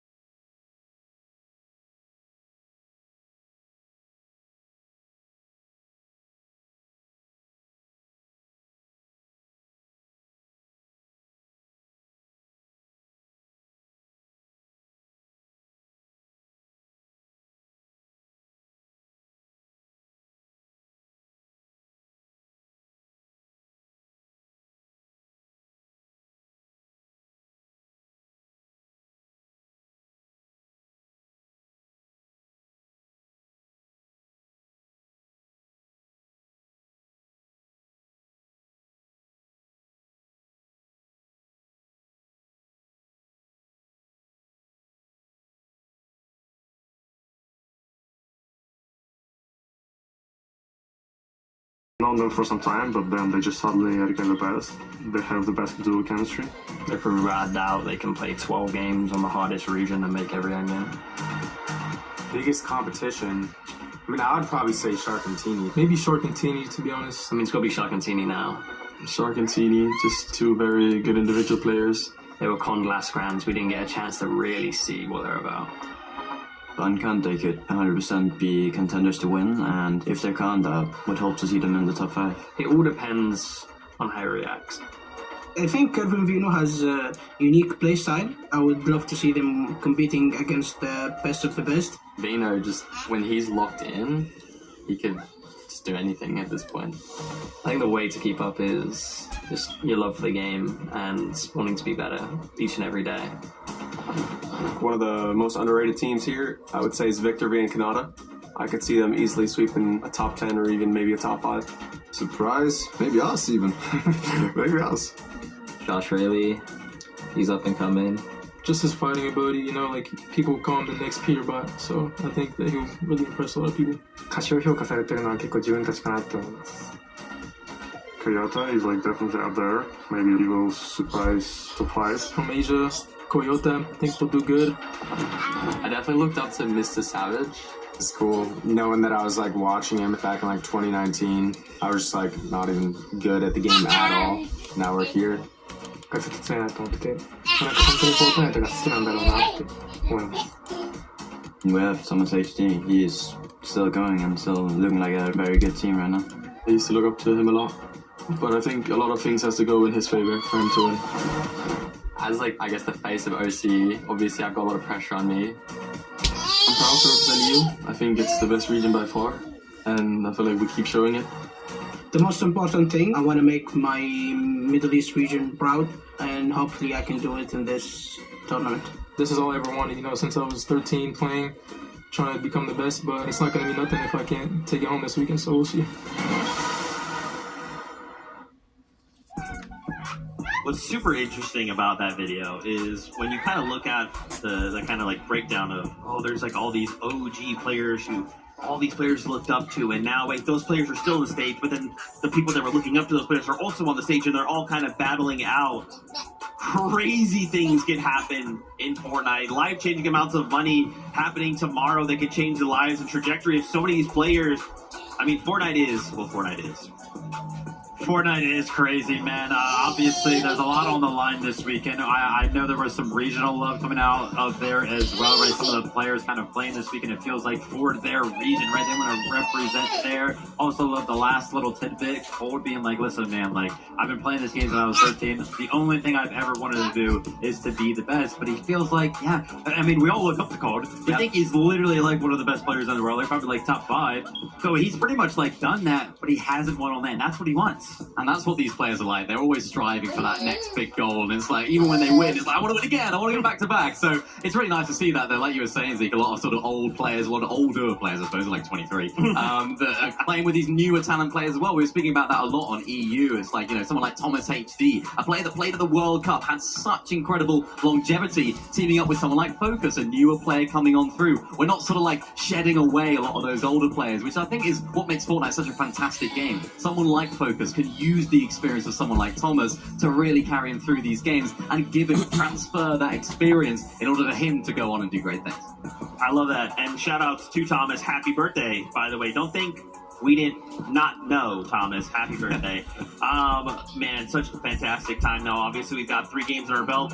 We're still during the halfway point period. So why don't we look at some stats and see some of the categories some of these players are currently leading in. Eliminations going over to Zengi, 13. Damage dealt, Atrus. Well, that's pretty much why we're seeing them in first place. Yeah, I mean, no surprise there. We did kind of talk about the dynamic between Rich and Atrus. Atrus usually taking on the role of the fragger right there. Super cool to see builds placed by some of our teams as well. Craze with over 1,200. You could kind of imagine that, you know, with Kingling on the team, maybe Craze is kind of taking the lead there, kind of building for the duo. Yeah, you can see that in the stats right there, with Mr. Savage, of course, leading his duo, farming a lot of those materials, so many of them as well. And it's really nice to see Mr. Savage actually playing well in these end games as well. One of the problems that they were having in EU was Mr. Savage was actually going down too early in these end games, and of course leaving his teammate Virgo to try and solo clutch as much as he possibly could, or Velo I should say, solo clutching as much as he could. So it was a difficult situation for them, but now they're seemingly coming together now and having a little bit more success in those end games. And I'm happy that you're kind of talking about solo clutches right there, because we saw that last stat, 60 solo clutch points for Virgo. Yep. I mean, what a better storyline, right? We were kind of talking about him all week as being this player that just seems so mechanically gifted and creative, and he jumps into the lobby, instantly is showing off that individual prowess. Love to see it. So sick, man. What a fantastic, interesting. I keep thinking, like, man, it's been already so much fun, but tomorrow we also have a finals, right? Tomorrow, after 8 games, we will have a brand new duo with a brand new title, Summit Champions. Crazy stuff. The players are currently starting to make their way back into the lobby. We'll get ready. We'll get them back on that battle bus here shortly. Why don't we check in with our bingo card, see how things are going after the first 3 games. Turns out we've got a couple of these already ready to go. Let's hit him with the stamps. Boom! 10 elimination wins. Swizzy coming out strong. Pixie game number 1. We saw that go over early. We got to double stamp that one. 10 plus eliminations. Of course, we did have the Swizzy and Pixie game, but we did just see Craze and Kingling also go ahead and pick up a 10 plus elimination game as well. Yeah, we also had, of course, the non-EU or NA team and Nuti Gazera. They, of course, got the victory royale in game number 2. That was great to see. I love to see the sort of smaller region fans coming together, because there's some here. We have, of course, the viewing party streamers that are watching along as well. The vibes when one of those teams wins, because you just know how much it means to them. So super happy for those guys. Hopefully we get some more smaller region teams in the grand finals as well. Absolutely, man. I love looking. I love this is like, obviously, you know, as a fan, and we're trying to have all the cameras watch the player faces, but we get to be right here, right down in front to see them walking back in. A lot of them, you know, some smiles, many more super focused, back up, locked back in. They're thinking all the same thing. You know, Vivid, we have 3 games left to go. Even in just 30 minutes, that's time, right? That's time to take a step back to kind of reassess. What do you think are maybe just some of the things they may have prepared or changed up? Yeah, I'm trying to get a read on some of the players kind of walking around looking for some emotion. Yeah, it is. Yep. I see Ritual right here, man. He's on smiles, shaking his head as soon as I said his name, so he's feeling confident. No reason not to be, of course. But yeah, the opportunity to go ahead and take a break. Obviously, the players can kind of go back to the practice room, review very, very quickly, have an opportunity to go ahead and get a snack and do anything that they kind of need to do. What can you possibly kind of look at in just 30 minutes when Fortnite games themselves almost take 30 minutes that can kind of help out the second half of the performance here today? It's optimization. I feel like it's not something that we speak often about, because we're not in these situations enough, I suppose. But like being proficient in the Fortnite replay mode as a pro player, super valuable. It's a genuine skill gap, because if you can get those replays, you can get that information sooner. You can actually get all of that information way quicker than some of the teams and some of the players that maybe aren't as proficient at it. I mean, Vivid, you're of course an expert player. If you're not having as great of a day at the beginning of the day, do you then change things up now in this sort of format in the second half of the day? Do you mix everything up? I know Levin's a fan of just ripping everything up and throwing it out the window, but how would you approach it? No, I actually mentioned myself yesterday. I was like, no, man, don't rip it all up. I personally, listen, always went in the tournament, it's absolutely prepared, right? I usually perform pretty well, so usually whatever I was doing was working. So I kind of just usually... so you're never in that situation? Yeah, exactly. Never had a bad tournament. Yeah. Oh my goodness gracious. Well, as we continue to load them off onto the battle bus, let's keep reminding ourselves, right? 3 games left to go. The standings will tell us all that we need to know. The bubble is top 19. We do still have 3 BRs on the line. Right now, though, Viv, Sato, Podesai, they're holding on. It's a tie, but they're holding on. They are holding on. Listen, I'm going to go back to that first stage real quick, because I saw something that we didn't have the opportunity to go ahead and talk about, which is absolutely absolutely crazy. When we do make our way back there, I'll go ahead and bring up my point. Alex and Reckless have actually been top 19 throughout the day so far. It looks like after game number 3, they did unfortunately drop outside of that. I was looking towards them because I feel like the big conversation throughout the day so far has been those smaller region teams. Quick comment here on King and Phaser. I have not seen Clicks and Higgs on the leaderboard yet as well, so maybe Monkey Lane is not really working out for either of them. That's tough. I mean, looking at Chino and Pablo, of course, as well. Sandy Strip losing 8 places right there, falling outside of that top 19. The second half of competition now for these guys is going to be so important. We spoke about them a lot yesterday. A huge team in EU coming into the major finals. They didn't really show too much. We didn't get to see the best of Chino and Pablo Wingu. When it came to those major finals, they turned it up to 11. They were so strong. They nearly won the whole thing if it wasn't for Sky and Scroll's excellence of Spawn in game number 11.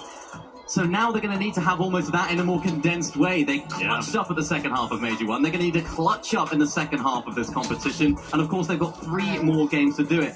Thankfully, though, it's not down and out. They're not all the way down at the bottom of the leaderboard. I think that kind of would mean they need to try and go for a win. For them, they can continue to try and play their game. Keep an eye out for them off Spawn, though. Yeah, exactly. I mean, well, really, no matter where you are all at the leaderboard, it does not matter. You can qualify no matter what game number it is. As you can see, Mr. Savage finally taking a seat. Listen, we were watching these players kind of walk in, and I'm not going to lie, Mr. Savage, I think, was the last one to make it to the stage. So potentially a couple of extra minutes of preparation spent right there. He sat back down and instantly got focused, started to communicate and talk about something. And I'm happy to kind of see the planning because it feels like they do need to kind of have a different approach. He is currently outside of that bubble. Yeah, he is. And it's a team that everyone wants to see, of course, in the grand finals. A lot of people have questions about Velo, of course, picking him up as a newer coming player. This is a team that we were talking about earlier, the old guard pairing up with this new talent. And it seems like the new talent always step up to the plate. But for now, this is better than ever. This is the time to step up to the plate. The ultimate test in these final few games. Can they find it through a win? Will they need to stay consistent? It's all up to what Mr. Savage has discussed and looked at in this break. Mr. Savage has been getting a lot of love from the crowd. Somebody else has been getting a lot of love from the crowd when he walks out. Clicks alongside Higgs. I think a lot of us had big hopes for the duo coming into the weekend. Honestly, kind of expected them to do better in the upper bracket, especially after game number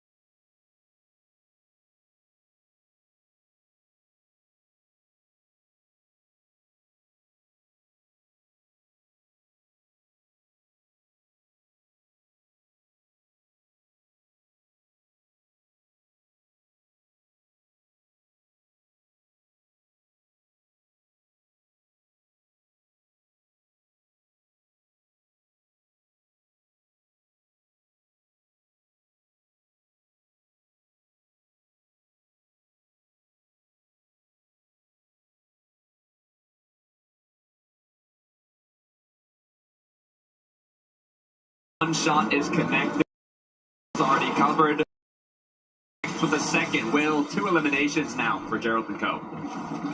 That's a bit of an upset, too, for Epic and Pump, but Gerald and Mason are sick of having these long, drawn-out fights. They want to be able to establish control of Riptide immediately. So it starts with just getting a great opening shot. Epic Will just immediately max Pump there, and there's just no opportunity for Pump to really try and recover off of that. Yeah, lost track of his opponent, a little sneaky lurk.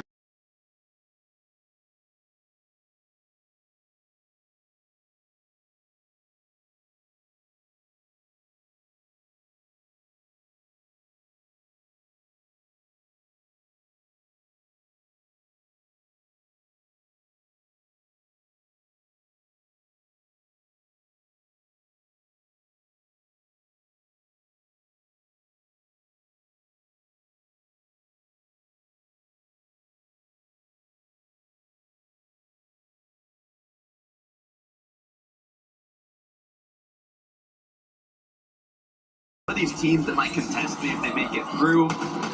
What players do I ultimately want to go against on Sunday? How can I stop that? As Liam does pick up a quick elim. And that was exactly what Badil and Ju were trying to avoid. They saw Repairs potentially posing a bit of a threat there, but also bearing in mind, Minikio and all these other teams in the surrounding areas are teams that you don't want to try and get caught in the mix with if you can avoid it. Jeff Blixie, they started things off not looking good at all. 36th place, 47th, but in the last game in a single match, with that 4th place, they already bumped themselves right to that borderline of qualifying through consistency. They no longer need that big match. All they got to do is keep it up. Vive and Cam, though, this is a duo that's really got to just get anything going. 34 points currently, and they still need to try and really pick up the pace. The options are largely just going to be about the victory royale at this phase, unless they can have a monumental come up with the elims and a strong placement. Yeah, this is Aviv and Cam, and it's one of those teams where they had marked in the lower bracket. They're landing over towards Dark Dominion. Swifty and Pixie in day one, they didn't have the performance that they thought. So now Aviv and Cam, thinking they were uncontested, end up with a big fight. Luckily for them, their opposition is kind of out of here. More and more teams making their way on over. Shargu, Carillion. They have Reckless kind of trapped down there by himself. Alex seems to be already out of this game, and now the decision is theirs. They can take all the time they want. They can disengage, or they can just wait up here for Reckless to try to move out of here and get Alex's reboot card, and that's when they can strike. Don't want to overstay your welcome. The Deal Jew also close by. Smelling the fight. Is it something they want to pounce on? The zone is continuing to pull further and further. The clock is ticking. Don't know if this is the right decision, and they felt that exactly as they start to disengage. Whether or not they even knew that Badil and Ju are on the move, it doesn't matter. They don't need to stick around to find out. They've already got the surge they were after. Same case scenario here for Zangi and Belusi. 2 eliminations, trying to see whether or not they can come out on top. They've been so close already on the day. They've definitely done a strong performance here, but Sato, they need this. Kodasai, having been claimed by Chapped and Flixie, now puts Sato back into the sticky of whether or not he can actually escape. But luckily for him, Flixie Chapped, all they wanted was damage. Yeah, sometimes all you need is that break in between games 3 and 4. But look at this peculiar loadout here. 6 splashes, 2 different Slapperoni pizzas, 4 shockwaves, and no, it's not an iron pump. It is a purple pistol here, and even a gold loadout. So they realize how hard it is in some of these games to not only get surged, but make it through relatively healthy. So now they're having a change in their game plan, hoping to make it work here. Coming from the 4th place, though, was wondering after the halftime, will that fire still be burning hot? And it looks like it is with the amount of eliminations they've picked up. We talk about overstaying your welcome. The Deal Jew waiting for that reboot. Extra bit of eliminations, plus 4 points off the board as the crowd roars supporting in Dusseldorf, Germany. I like this though from Ju and Badil. Whether or not they actually choose to continue the pursuit up against Minbio, damage has been done. Then he's gonna have to just keep trying to see how much space he can actually create between himself and Ju and Badil, but they don't really have to wait for Meekio. They can choose to just try and capitalize on the fact he's a solo, not let him go for another reboot opportunity. If they keep trailing him, though, that's just going to make it impossible for Meekio to really bring this one back. Yeah, just a scenic stroll through the zone, past painted palms. They're looking over in that direction. They know he's somewhere around the vicinity, most likely the closest reboot van, but they want to make it as fast to zone as possible. They'll worry about that later. There will be second opportunities as FaZe or King. They're both back.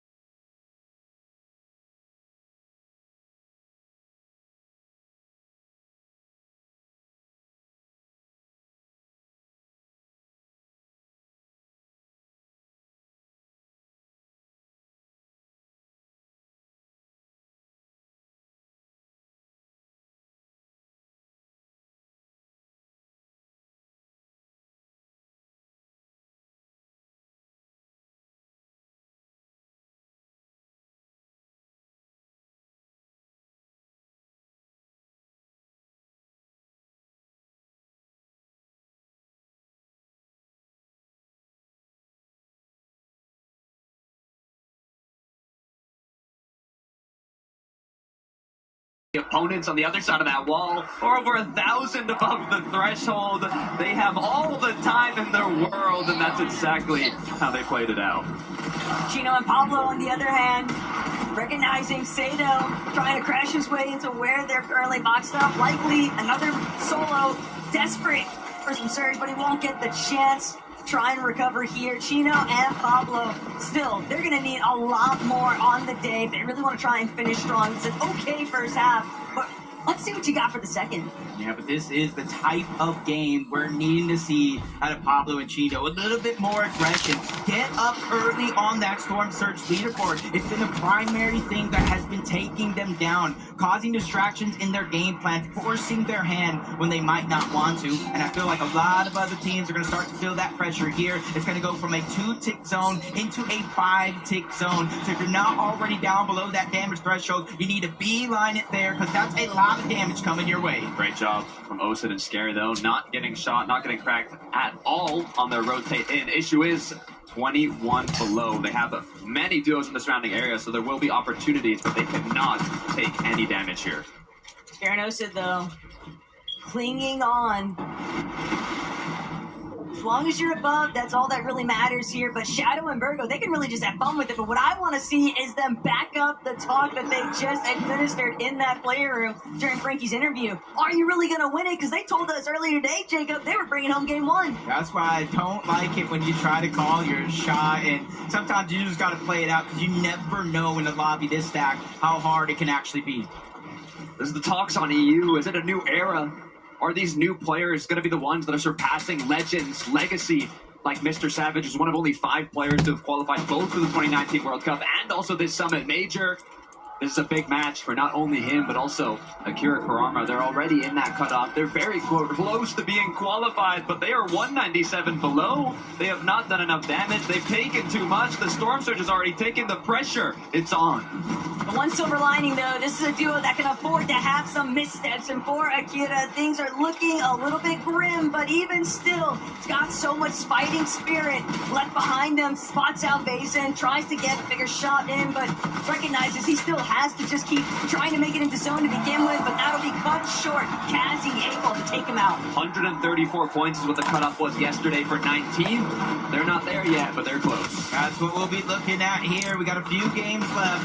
And if any of the teams at the top side of the leaderboard will definitely kind of open up the gap down below, but Savage is going to go down. Velo is by himself. And Taco, Takata, there's 31 teams still up. 6 of them need to go down before placement points are even a thing. But now's the time here for Velo. He's got a solid loadout. If he can pull off some form of huge solo brawls, this will be his best chance to try and shine. He's still having to try and make his way into zone to begin with. Overdrive grenade going to send him forward. Still 4 left in the stack, but now the lobby closing in, locking into his position. He's trying to cover off every single angle while sending out shots himself. 27 below. He just needs one more. Show us what you can do, Velo. Show us what the new era of EU Fortnite competitive is capable of. 84 below, you've lost your teammate, you've got an elimination, but the job is still far from finished. Getting cracked, forced to pop this Chug Jug, the pressure.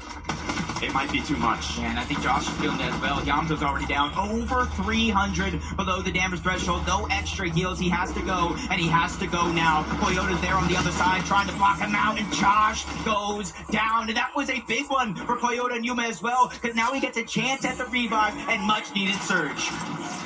Clix and Higgs, on the other hand, trying to see whether or not he can tango with some of these other duos just behind If they them. play hide, then This they is the can win, first time right? we've really seen them try to be a little bit more proactive with the off-spawn.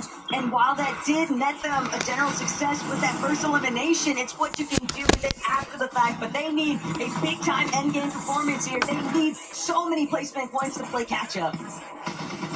Getting to the front side of zone. It's Whoa. not going to be easy. You see how destructive it is on that layer. Click's taking a ton of that damage, but still finds an elimination on the Agers. Much needed as well. Siphon's going to fix the HP. Everything else could go to regenerating his shields, and we see how he found that MLM. Oh my God.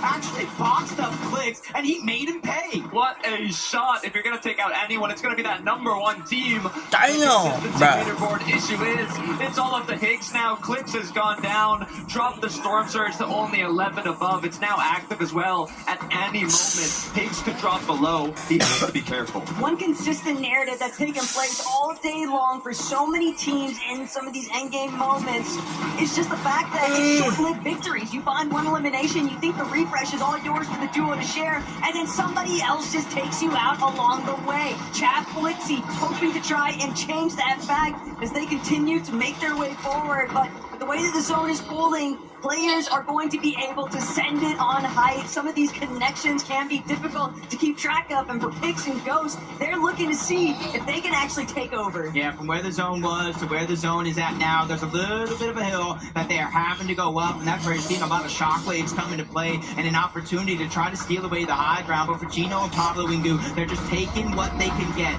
This is one of their best games so far on the day today. They really need to continue to make this one count. Higgs falls, Ghost and Pix. It's looking bright up in the clouds, continuing to rain it down above while that chaos unfolds below. Velo, he's still up. The solo clutch continues. He's got 43 builds. He's got enough rotations, heals. He's got everything he needs. It is all on you, Velo. We've seen Virgo get 60 points off the solo clutch. Now Velo trying to see if he can take it one step above, but it's going to be difficult with so many other contenders still in the lobby. Visuals finds a refresh, trying to see if he can send it forward, but the team on height doing a great job at limiting his options. Sports try and box up, but immediately gets caught out by Nelson. Whether or not he survives it is another story entirely, but Flixie and Chef, they are fully in control of this secondary height layer, a little bit isolated, trying to remain directly underneath the team on height. Also looking to take advantage of the other duo surrounding them. Alex, Reckless going to have some issues here as Flixie and Chef refuse to give up front side. And somehow Velo slips by unnoticed up until now. He gained the attention of Flixie. Chap as well. High ground now putting pressure. He's out of build and needs a miracle here to survive because he has no extra heals. 63 HP. His run will come to an end. But for Chap and Flixie, this is the run they were looking for. It's just getting started. Already pushed up to 112 points. They started off the day with nothing. Last game in 4th, and now once again we're seeing them to continue thriving in the end game. Meanwhile, Shadow Virgo, they called it. We're winning next game. They said it's going to be easy. Let's see if they can make it happen. Was it a pre-file or was it just straight up premonition? Shadow Virgo trying to make sure that they can bring this one home, but they'll have to deal with the swords of Blixie and Jeff. They are really building so much momentum right now on this front side layer. 7 eliminations in total. Still trying to track down more. Every single edit opening up, leading to shots sent into other players, and nobody is anywhere near chess yet, but can they make it over this next flip phase? Trying to make it as calculated as possible. Fizz bomb going down. They have their eyes set in the clouds. High ground we go. And you can even attach to some of these trees. They got to use that to try to take the high ground. Chap gets some good damage, but in comes a third party. Shadow and Virgo. They want some of this fun. They get the elimination onto Flixie, dropping them down further and further into all that chaos. Chap, he's now the only hope for their team. Issue is, he's left us a solo. 5 healers on the board. Can he continue racking it up? Back and forth, he hits the shot medium. But Shadow Virgo continuing to rain down from above. The issue is, it's a full do on low. Pablo, Chino, can you make it happen? This is the moment they've been waiting for. It is their best position on the day. Still more yet to come. Pigs just on the other side of their wall. Pablo trying to find the opening shot, but Pixie's just so incredibly low. Finally, Chino will bring him down. Chino and Pablo have the world at their feet, but it's all up to whether or not Shadow and Virgo decide to actually shut this one down. Shadow goes up. High ground control still heavily in their favor. And Pablo's finish. It's all up to whether or not Chino can actually bring this one back, but he only has a sliver of HP. But yet still, Chino returning fire and Virgo finding the final shot. They called their shot. They said, we are qualifying for Sunday. Whether it was consistency or victory royale, they have kept their word. They have showed up and showed out here on the big stage. It's rare that I am speechless, but you made a prediction before this game that you would Victory Royale. Virgo, you just said, what did I say? You said you're going to get the Victory Royale. What was that last moment like? I mean, we just went for a power play on height. Shadow just said missed up. We went up, eliminated them, and we just won the game from there. It was pretty easy. You're always keeping your eyes up top, boys. How are you keeping calm in those last moments? Like I said, we're the best team, and I knew we were going to win that game no matter what. So yeah, when we tried, we locked it. So you've definitely locked in. Obviously, you're through to Championship Sunday. There's just 8 games now between you and that trophy. Do you really think you don't have tough competition? No, we definitely do, but I think we can compete with them, so. But why does it feel like this is your year? How are you guys managing to be so confident? The fact that you just call this Victory Royale is something else. I mean, it really is just all practice. You know, we are the hardest grinding teammates. Like, we play all day. We both moved to Dallas. We went away from home, and it all paid off. Well, you know what? We could never have predicted this back in 2024. You guys as a duo placed 30th. Now they're looking like they could take #1. More games after this break.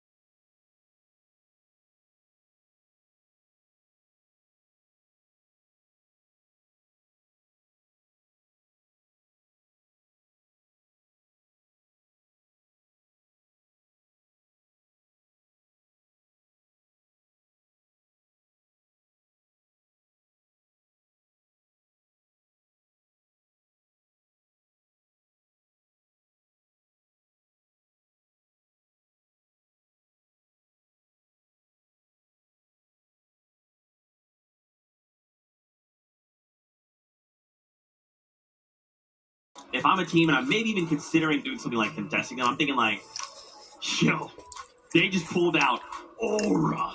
Shivers. I'd be scared. I mean, with the amount of confidence they have in those creative-like situations, right? When you're taking a clean 2v2, no third party involved, no other teams trying to join the party uninvited, you don't want to go against Shadow and Virgo. I gotta see the standings. I gotta see standings, right? Let's do it. We gotta do it. Dude, we have 2 games left to go. At the top, Ager's Ritual still holding on. Ignore the -1. Don't worry about it. That just means another team moved on up. They got themselves a victory royale. Pablo and Chino. Oh my gosh. Suddenly 7th place. Up 18 places to Okada. This is what we say, man. One game can change it all. 11 for them. That was their game. Absolutely. Speaking of players saying things before the halftime break or during the halftime break and delivering on it, I asked Chino, I saw him in the corridor and I said, yo, bro, what's happening? He said, Lev, man, we just can't get the end game. I don't know what's happening. We're feeling good, but we just aren't able to get there. This game, he told me, look, we're going to look to continue to play the way we've been playing, focus on our strat, carry some more medkits so we can play in Storm for longer. And look, they're in the end game. They have the game that we know they can have. Even the kinds of games they were having on EU when they did incredibly well in Grands, where even though you're looking at them here, they don't have many builds to work with, but they can stick together. Both of them playing in the same box, shotgun in hand, and they're always going to hit the key shots that they need. These are 2 of the best individual players in this region. I mean, they have the experience. They've shown they can perform online. They've shown they can perform at international competitions with the best of the whole world. And it's been surprising that, it's even taken them this long to get a big match like this. But I'm excited to see how it continues. And that's a great game. Like, the timing of that game is so crucial because you mentioned it's 2 games remaining. It's crunch time to move up that rapidly there. It will be a big boost for their confidence moving forward. And that's what gives me hope, right? Not even just them again. I'm going to keep thinking about all these duels, right? We only have 25 spots. We get through on a victory royale, which means that we're done. We don't have to play any more Fortnite today. We can just focus on tomorrow. Or Tokata, we need to play out these games. Try and end in the top 19. So many of these other duels are well outside that bubble, right? They're thinking, with 2 games left, maybe we can't even get points enough. Maybe we need to strike and try for that victory royale. Maybe that's our only way in. Yeah, I mean, the pressure is on. There's 2 more spots left, but for the teams like Pix and Ghost that are in 5th place on the leaderboard after jumping up 8 positions, I mean, it goes back to the narrative I was talking about in game. On EU, a lot of our veterans are legacy talent. I mean, 2 of our global champions didn't even qualify to here, and now we've got players like Ghost, this up-and-coming rising talent. I honestly thought, Lev, I thought they were going to win this game, but Shadow Virgo, they were too good. Yeah, I think the great thing for Pix and Ghost is, again, they've been really good. They've been really solid. They haven't had much of an opportunity to showcase the type of talent they've had playing together, but we've seen it in bursts when they've been playing with other people. Pix and Ghost, Pix in particular, right? Yesterday we saw a great day for Polish Fortnite as far as Dom and Divash coming already doing as good as they did. Pix looking to try and add himself into that crew as well. And for a player like Ghost, to have this day, to really get used to the feel of the stage, get that experience when, 11-2K's waffling in your ear and you can hear it in the speakers, right? He can handle that, he can handle anything.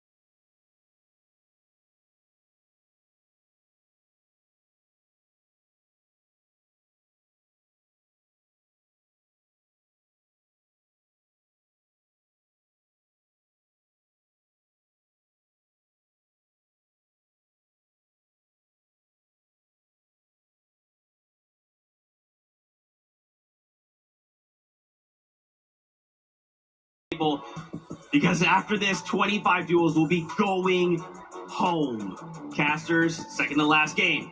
Take it away.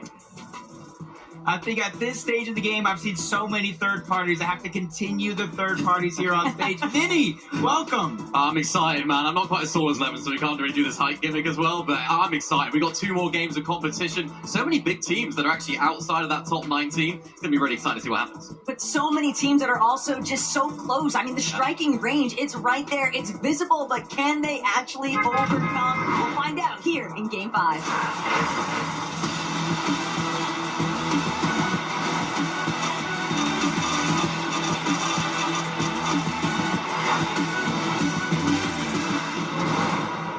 Game number 5, the penultimate chance for our duos to make their way into the grand finals. A huge game for so many of our teams outside of that top 19, and for those that are in it, it's just about staying.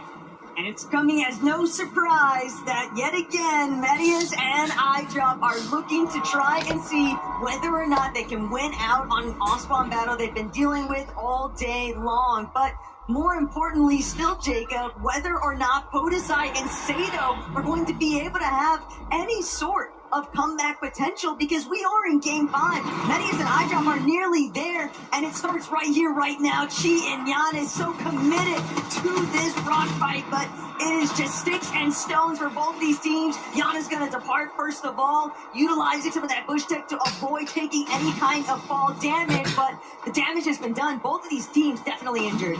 Yeah, unfortunately enough, Giannis, the down that they were able to get on top of that rock, he has a chance at the revive. Interesting enough, he's not necessarily going to go for it just yet, just trying to drop down and keep pressure. He does have a loot advantage here, and his teammate is down below. So yes, he is going for that revive. So Giannis, you're definitely on the timer here about how many decisions you can make. Giannis going to do right there. We're going to have to wait and see as we move on over to a team that had a fantastic last game. Pablo and Chino all but qualified through, but they need to make something happen here at Sandy Strip in order to stay in this game. This is a big game for them, Taka. First things first, they want to get rid of Minikio and Fuku, and they are sick of having to deal with being contested, and they know even if they bring it back in today's competition and make it for their seat on that Battle Bus in finals, they still have to deal with Victor V and Kanata. So it's not like the off-spawn contest is ever going to let up. It's about ensuring that they don't have those small little mistakes in the next stage. Yeah, and at least they're getting a good amount of practice. I say that loosely because we're in a live tournament on land across so many teams from around the world, but at least they're playing a little bit more and more like themselves in each and every passing game. I said it during the action in that last one. This is the best we've seen them play so far, and I want to see more of our teams, especially the ones that might be a little bit further on that leaderboard than you would expect. Get a little bit more aggressive, take control of your destiny. This, though, bit of a fight here. Alex reckless down. Alex is a solo. Liam and Jace having to close on in here, but taking it very, very calmly. Playing off on above as Jace drops on down. Alex looking for the revive onto Reckless. Not quite going to be able to find it. The pressure keeps coming through from up above. Alex trying to do anything to find that initial shot. Hits an angle, but not quite connecting with the shot. And Reckless is able to get finished there as well. So huge moment here for Liam and Jace to close out this fight. Alex just stuck between a rock and a hard place, though, and dealing with the likes of Jace, just too healthy. The HP advantage working against him entirely. 160 points. Liam and Jace are just freaking of confidence right now, and they have good reason to do so. But Clicks, on the other hand, it's all going to come down to a Game 6 performance. And it's not even about consistency. It's not about a strong placement. They have to win. That is absolutely insane. Going down. Wow, they chat. left the majority of Wongti. They Wow, try to GG's, push bro. a whole nother team to catch off guard. But that's been Ghost and Pix's strategy all day long. They want those teams to go out there and feel a little bit more comfortable. So that way they're waiting in the shadows and they strike and take them down. They move one step closer to Championship Sunday. You see the drop continue to move around. Minute and Salco, that was one of our 3 teams landing at Sandy Strip. Now they go back to the spot where they were landing in the upper bracket. Yeah, back to the basics, back to what they know, and it's going to be interesting to see now what happens to Clicks, of course, in that final game. If there's a player that can rise to the occasion, if there's someone that's going to win that final game, it's going to be huge. little bit of an opportunity here. Review what's been going down with Chap, and Giannis unfortunately won't be able to withstand the pressure here. Excellent usage of their time, though, just trying to make sure that they take out anyone that might be able to stumble across. The deal and you, very much a similar mentality, though. They definitely like a little more elimination, but they're really just looking for consistent placements. Yeah, and you can just feel the arena cheering these guys on. I can close my eyes, have our observers switch to our POVs, and I'll know exactly when they're on for deal and do every single time. Ritual and Agers looking to continue to get aggressive as well. Over towards Frigid Forces, they essentially already have their spot secured, but they don't want to just take part of the day. They want to take over. This is a huge warm-up opportunity for a team like Agers and Ritual. Huge fight though for Ocean and Scare. These guys 52 points outside of that top 19 threshold. So we've got two ends of the stick right here in Agers and Ritual. They're already qualified through. They're more than happy to take this fight, but for Scare and Ocean, this could be the fight that defines their weekend. Will we be seeing them tomorrow? This is such a huge fight for them to win. Hitler should also narrow that they have time working against them, because even if they're able to draw out this battle, it doesn't fare them any better, because they still only have 52 points. Even if you take out the duo that's been helping you, you're still going to need so much more heavy lifting to be involved. Quincy and Chap on the other hand, though, they are just happy to try and keep things through and through. And it's Drew and the Dios that are on the receiving end of it this time, and Chap, he's just not letting up. Maybe even a little bit of fire lit underneath him, but he's been very openly trying to cheer on his former trio mate. He wants to see Chap in the finals, and Chap might just be able to do it if he keeps playing the way he has been. Super aggressive. They get the elimination onto Drew. And with Drew and the deal going down, you see them in 11th place on that leaderboard. They're high up, much more high up than top 19 for now. But what they're doing is they're inadvertently allowing teams at the bottom of the leaderboard to get more points, because the top side of the leaderboard aren't taking them away anymore. That's German on German violence. Really difficult for this crowd. You sort of had a bit of a weird reaction. It's like, oh, do we cheer? Do we do? I don't know what's going on. But for a team here in Bello and Mr. Savage, they are outside of that top 19. How do they approach this? Are they going to try and go to that? Are they going to try and make that crazy high play in endgame? We've seen them have a little bit of solo clutches from Bello. We've seen that throughout the season as well from these guys. It's been one of their downfalls, really, is those endgames haven't been again. They haven't been consistent enough in those situations. So they need to make it all happen now. With 2 games to go, this could be the end of their weekend. They don't make something happen with them. Definitely want to give Bello his flowers, though. He has been left in a couple of very difficult positions and still managed to come up with some form of placement points through it. But now, all they really need to do is synchronize. If they can make it through a solid endgame here, that could be the separating factor between outside the top 19 and making it in. It's unfortunate. I've seen them just in the water, swimming along. He's hoping to go towards the north so that way he can try to get the reboot back onto Nathan. But then here you have it. Sky Jump Momsy trying to make alert play happen on the Ghost and Pigs. If this one breaks out into a fight, that'll be a blessing.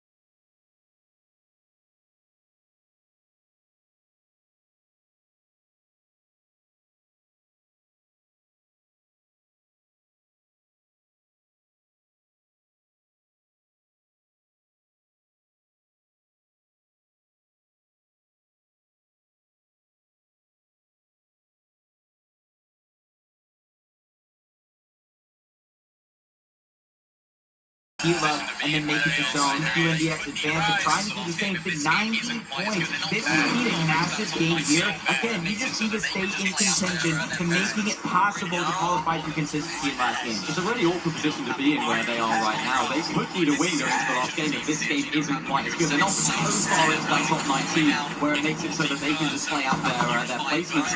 Really, really awkward for them right now as Chino and Pablo Windu in this fight inside the corner where you can see the distribution of teams here. Chino and Pablo Windu in 7th place. Team they're fighting all the way down in 43rd, so a huge fight for those teams here.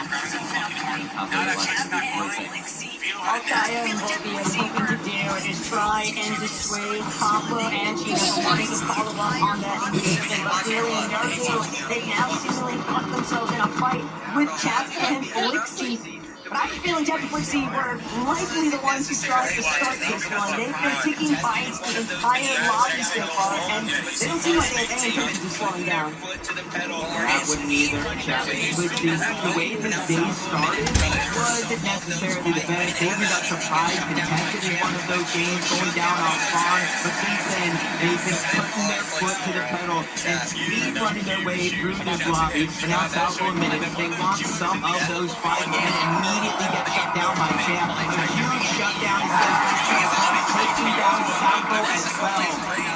Huge from Chap and Flixie right there, showing why they're one of those duos in these sort of lobbies that you can rely on in those big fights. They do it in EU, they're doing it on this big stage here as well, and they're 2nd place right now, so could they move up into that 1st place? Really important they got that fight done quickly as well. There's another team lurking, so the speed at which they finished that fight was absolutely crucial. Jargo and Carillion are also probably very happy about the fact that Chap and Flixie were so distracted by Minute and Selco, but teams just continue to try and aggress. Liam and Jace also getting a little fraggy with it. Epic Whale and Pump, on the other hand, they've really got to do what they can to try and scope out the rest of the lobby. Riptides has just been so back and forth. There haven't necessarily been a whole lot of opportunities for them to even present themselves in the endgame just because of dealing with that contest. Yep, all you need is that one big game to spark that fire. And then from there, there's no looking back. Chino and Pablo here in this day is a huge example of that. Jason, Liam as well. All you need is start to build that momentum. They already have 6 eliminations. And if I'm Chino and Pablo, I wouldn't have shot their way. I wouldn't have gained their attention because they're all but qualified, almost nothing to lose, and they're looking to get aggressive here. This is 2 more eliminations, 8 more points, 1 step closer to the top of the leaderboard as they're barreling down, trying to get control. But Liam fights off a little bit more than he could chew. Chino makes the play to take him down. They're fighting one of the best fighting teams in World of Fortnite, so that was only going to end one way when you anchor Chino like that. Huge elimination for him, 460 above the damage threshold as well, and you can see them in these games. They get so many of these eliminations, so much damage early on in the game, and you can see it just compared to the rest of the lobby. That's what they're so good at.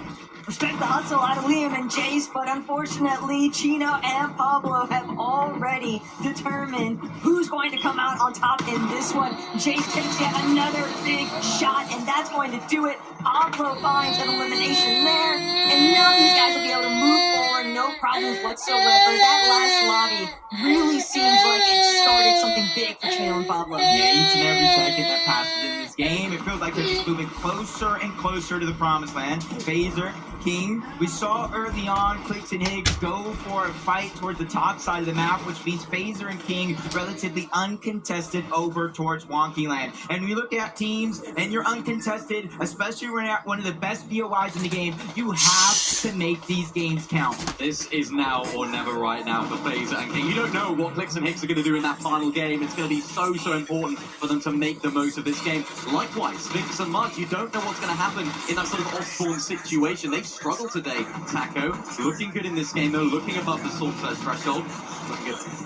All Muzz and Sphinx were after at the start of this day was seeing whether or not they can actually find quick conclusions towards that off spawn, but Nathan and Neff just haven't provided it. They seemingly counter-strateged exactly for that circumstance, and even with Muzz and Sphinx trying to goad them into the engagement, they just weren't taking the bait, and I can't blame them because it's a complete stark difference of the 2 dynamics between those teams, and it's left them in a really rough spot, but they're not the only ones trying to see if they can fare for better weather here. Medius tough spot. Really, really tough spot. Definitely not home and dry right now. And Maris, known as one of the best fraggers in the world, I haven't really seen that from him in the EU for a little while right now. What better way to solidify your spot, not only in the grand finals, but also as one of the better fraggers in the world. Reclaim that spot. All that hype that was surrounding your name has to now do it as a solo. Needs to break into those placement points just to propel himself and iDrop into that position.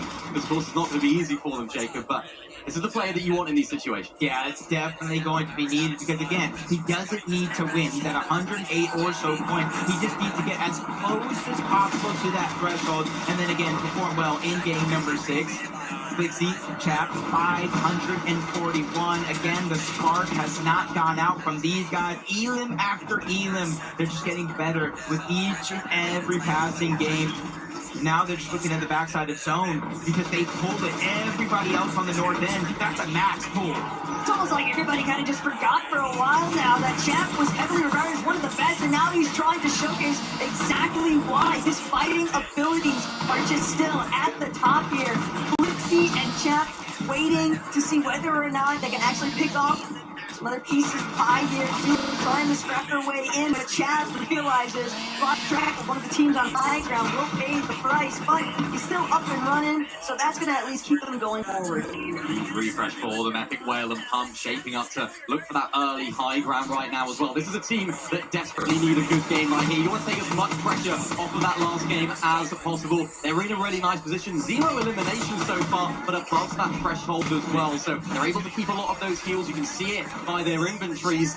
They really need a big game here to solidify their spot. Yeah, we've seen so many teams with plenty of eliminations, but they haven't fared well on Storm Surge, which ultimately caused the downfall in their games. It's the opposite here this time for Epic Whale and Pump. 0 eliminations, but more than enough Storm Surge. That grants a little bit of a freedom, a flexibility to move through some of these games. The Sky Jump gets a big elimination onto Nathan, sending him and Neb back to the lobby with 1 game left. The problem is Skyjum got that elimination before he managed to tank any ticks of Storm, so he doesn't actually get the help side from behind it. He's going to find himself still incredibly low before he heads in, but Nebs, this is how the first part went down. This is why Nathan just folded immediately. A great awareness check.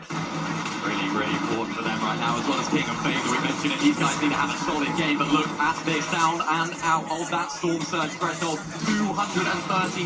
They're getting hit as well, Jacob. They need to try and take as much damage as possible without dealing enough as well. This is absolutely huge for them, hopping inside of the box, trying to get some shots away with this, angles from different areas, sort of tagging them up. Fazer now down to a solo.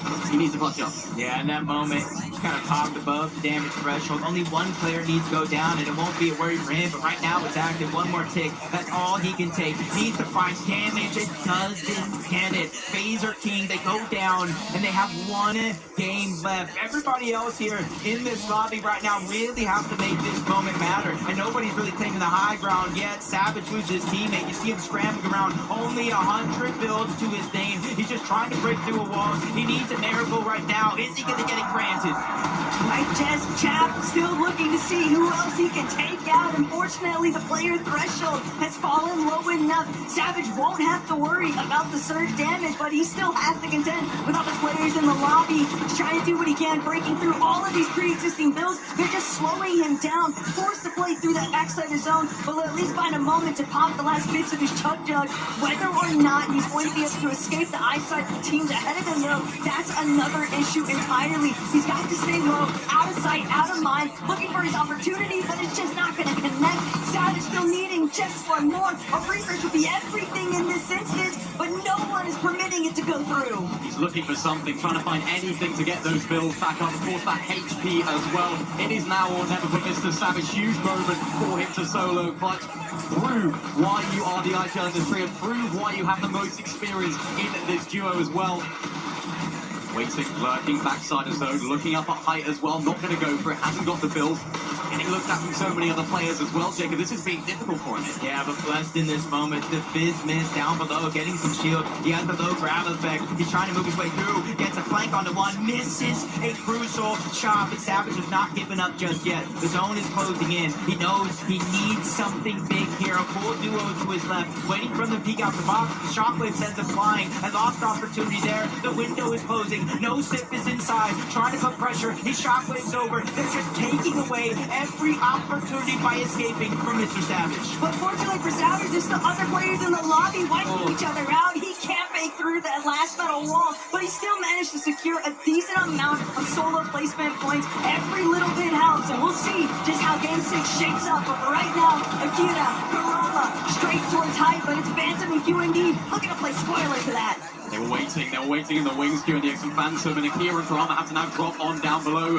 QNDX and Phantom, the duo from Middle East, claiming the high ground, looking on down at the rest of the lobby, but Akira and Kurama are still lurking. They find Saw and take down Phantom.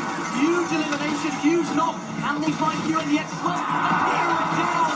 It's all up to Kurama up on high versus QNDX. What's he going to do inside the box? QNDX as well. Huge refresh. Top 5 position, make it top 4. Placement points are flying in, but no Synchronicity. They're on the high ground. They use everybody's moment of distraction there to take it for themselves. They're one of 2 duos left in this game. Teus and King are going to be down below. We know Kurama's still alive. He's a solo that's trying to run rampant here. He has the build to take control of the front side of the zone. He's all the way down below, but no Sip is there as well. Kurama, though, he's excellent in these types of situations. He's a solo puncher through and through, but with only 11 builds to his name and a duo directly ahead of him. King and then look to challenge. It's not the one you're thinking of, though. Kurama proving why he's still able to escape. 1 HP in a dream, but he's not going to be able to run through. No Sip, tearing to take all the credit here now. King is weak, but can he close it? And he closes it out. No Sip's down to a solo here. Huge moment. King up above. Teus close now. All the way up to Teus up on high. Fuku now as well as No Sip. It's solo FNCS. This is essentially what we're going to see later this year. Cocoon making the plays from up above, but Teus, he's in the driver's seat. Elimination's down below. It gets it stolen away. Cocoon is trying to use the Cypher to stay alive, but there's no build on Teus. Shockwave, the only option, tries to go up, and he wins the the championship Sunday. Fuku needed that, but so did Tuzan, King, ER, and the fact of the matter is, they're the ones who really struck in some of the closing hours here on day 2. Perfect timing, perfect solution, and we'll see them in finals. And King, they're all on the other side of the arena, but we've got to celebrate the Düsseldorf! Green Barricada here to translate. Oh my wedding, how insane was that final moment? Me fala dos últimos momentos. Eu tô muito feliz, essa partida foi bizarra, tava muito louco ali no final e é isso. I'm like so happy. This match was crazy, and a lot of things were happening at the end. I cannot even explain. I'm just getting you guys to turn around because there are so many people around the world who want to celebrate you at the moment. Dude, going through the lower bracket was so tough. It could have been that you wouldn't qualify if you hadn't got this victory royale. What did you guys talk about in the player break to make this happen? So, vocês poderiam não ter classificado se vocês não tivessem essa vitória. O que vocês falaram durante o break para conseguir essa vitória? Cara, a gente tinha mais 3 partidas, então falei com o King pra gente manter o foco, porque cada partida tem que dar ali para não tomar. They just talk and say like, let's stay focused. We still have a chance. There's 3 matches left, and they managed to get it out. You are the second Brazilian duo to make it through the lower bracket today. You are going to be in great company tomorrow. Do you think that Brazil can win the FNCS Major Summit? King, você acha que o Brasil vai ganhar o FNCS Summit? Acho que qualquer um tem chance, é só acreditar. A gente grinda muitos dias pra isso, então acho que a gente consegue sim. We say we just have to believe it. We have the potential. We have to believe that we can make it. Düsseldorf, do we believe in choosing King? We're going to head to a break. When we come back, it's just one more game until we solidify the Grand Finals lobby.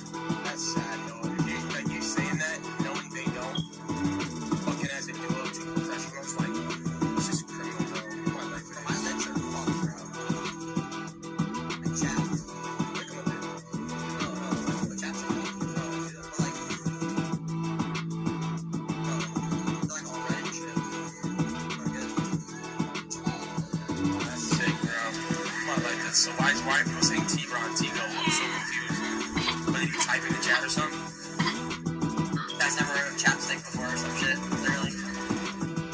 Either needs a manager to take care of him. Bro, why did Kwani pull up? This girl, she's whipped. What his girl says he has to do, which I got fucking I respect it. Like when she wears the pants. Name starting or no? See, like me, what's that on the other hand? I left the whole family, brother, your wife is having a kid, and it could happen. Find him something. Wait, you're here for Fortnite. And W streamer, no?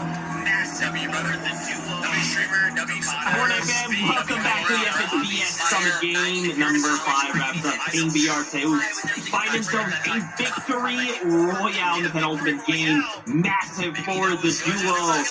Sokata, which is big, right? You know, obviously, if you're in a situation where you need to either try with everything you've got to break into that top 19, or get a victory royale, maybe that was no one else's second last chance to try and get that VR, no? Yeah, I mean, it was exciting. The fans were excited, but I'm thinking they were landing South Battlewood Boulevard. If we look at the players that have qualified from there, you got Benno Curve, you got Sky Scroll above them, so I'm curious now that they've secured that position, what are they going to do tomorrow? Oh man, I'll be honest, dude.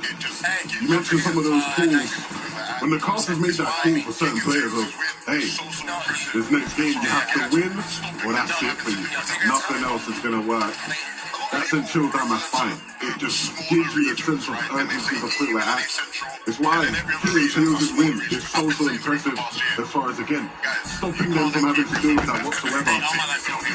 A lot of people refer to the smaller regions, right? And they say EU and NA Central, and then every other region is a smaller region. I've been saying to people the past year, guys, you can't include Brazil in that. You've got to take Brazil a bit more seriously as a region, because not only do they have so many people who play, but the quality of the players is always impressive. They have 2 wins today. They might get another one, who knows? It's a great day to be from the Brazil region. They're getting wins. They're holding height longer than NA and EU. I mean, are they really smaller regions? What are we witnessing today?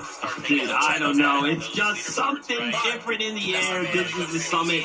It's kind of a sneak peek at what a global could look like, but again, only a single game left to go. I'd love to start taking a look at those leaderboards, right? Man, with a single game left to go, remember, if you're just tuning in, first off, you've missed a ton of Fortnite, you've missed 5 incredible games, go back, watch them. There's 1 game left to go. This is the lower bracket. We need a VR. We need to end in the top 19 if we want to proceed to tomorrow's finals, or the summit run is done. Epic Whale in this last game finding a bit of a moment, right? Some momentum to kind of maybe try and piece something together, but guys, with only a single game left to go, you know, it's going to come down to that wire. But look, 20th place, Okada, Epic Whale right there, pumped right on the ball. And it's a tie that's being insane on put aside at 112 points. I mean, I even see other names. Mr. Savage, Epic Whale is close above. Visuals, Braids, Marius, Eye Drop. I mean, these do not look like names that shouldn't be on the cutoff. I mean, Epic Whale and Pump specifically. Epic Whale, this is one of 5 players that qualified both to the 2019 World Cup and this Major 1 Summit LAN. The issue is, the only player that's qualified so far is Thomas HD. Then you've got King from Argentina, you've got Epic Whale, you've got Mr. Savage. All of these other 4 players just have not made it yet. Every single one of them outside of qualifying range, and all they have is one more chance, one more shot in this final game of the day. Yeah, I think when you look at a lot of these guys that you mentioned there, right, we have guys like Clips, Mr. Savage, King, Epic Whale, these guys who we love them for all the amazing memories they've given us, but we pick them up for their longevity. When it comes to longevity, you want longevity of doing well and doing good, right? And so the pressure is on for all of those players because we know that they're more than able, right? It's not a question of ability, it's about the execution. And ultimately, a couple of those names will just miss out. I know it's just all of them make it in, and so it's about making sure that last game counts. That's right. Well, really quickly, before we continue the talk, we actually have a blast from the past, rather. It's a Vivid Masterclass. Oh, he still does that.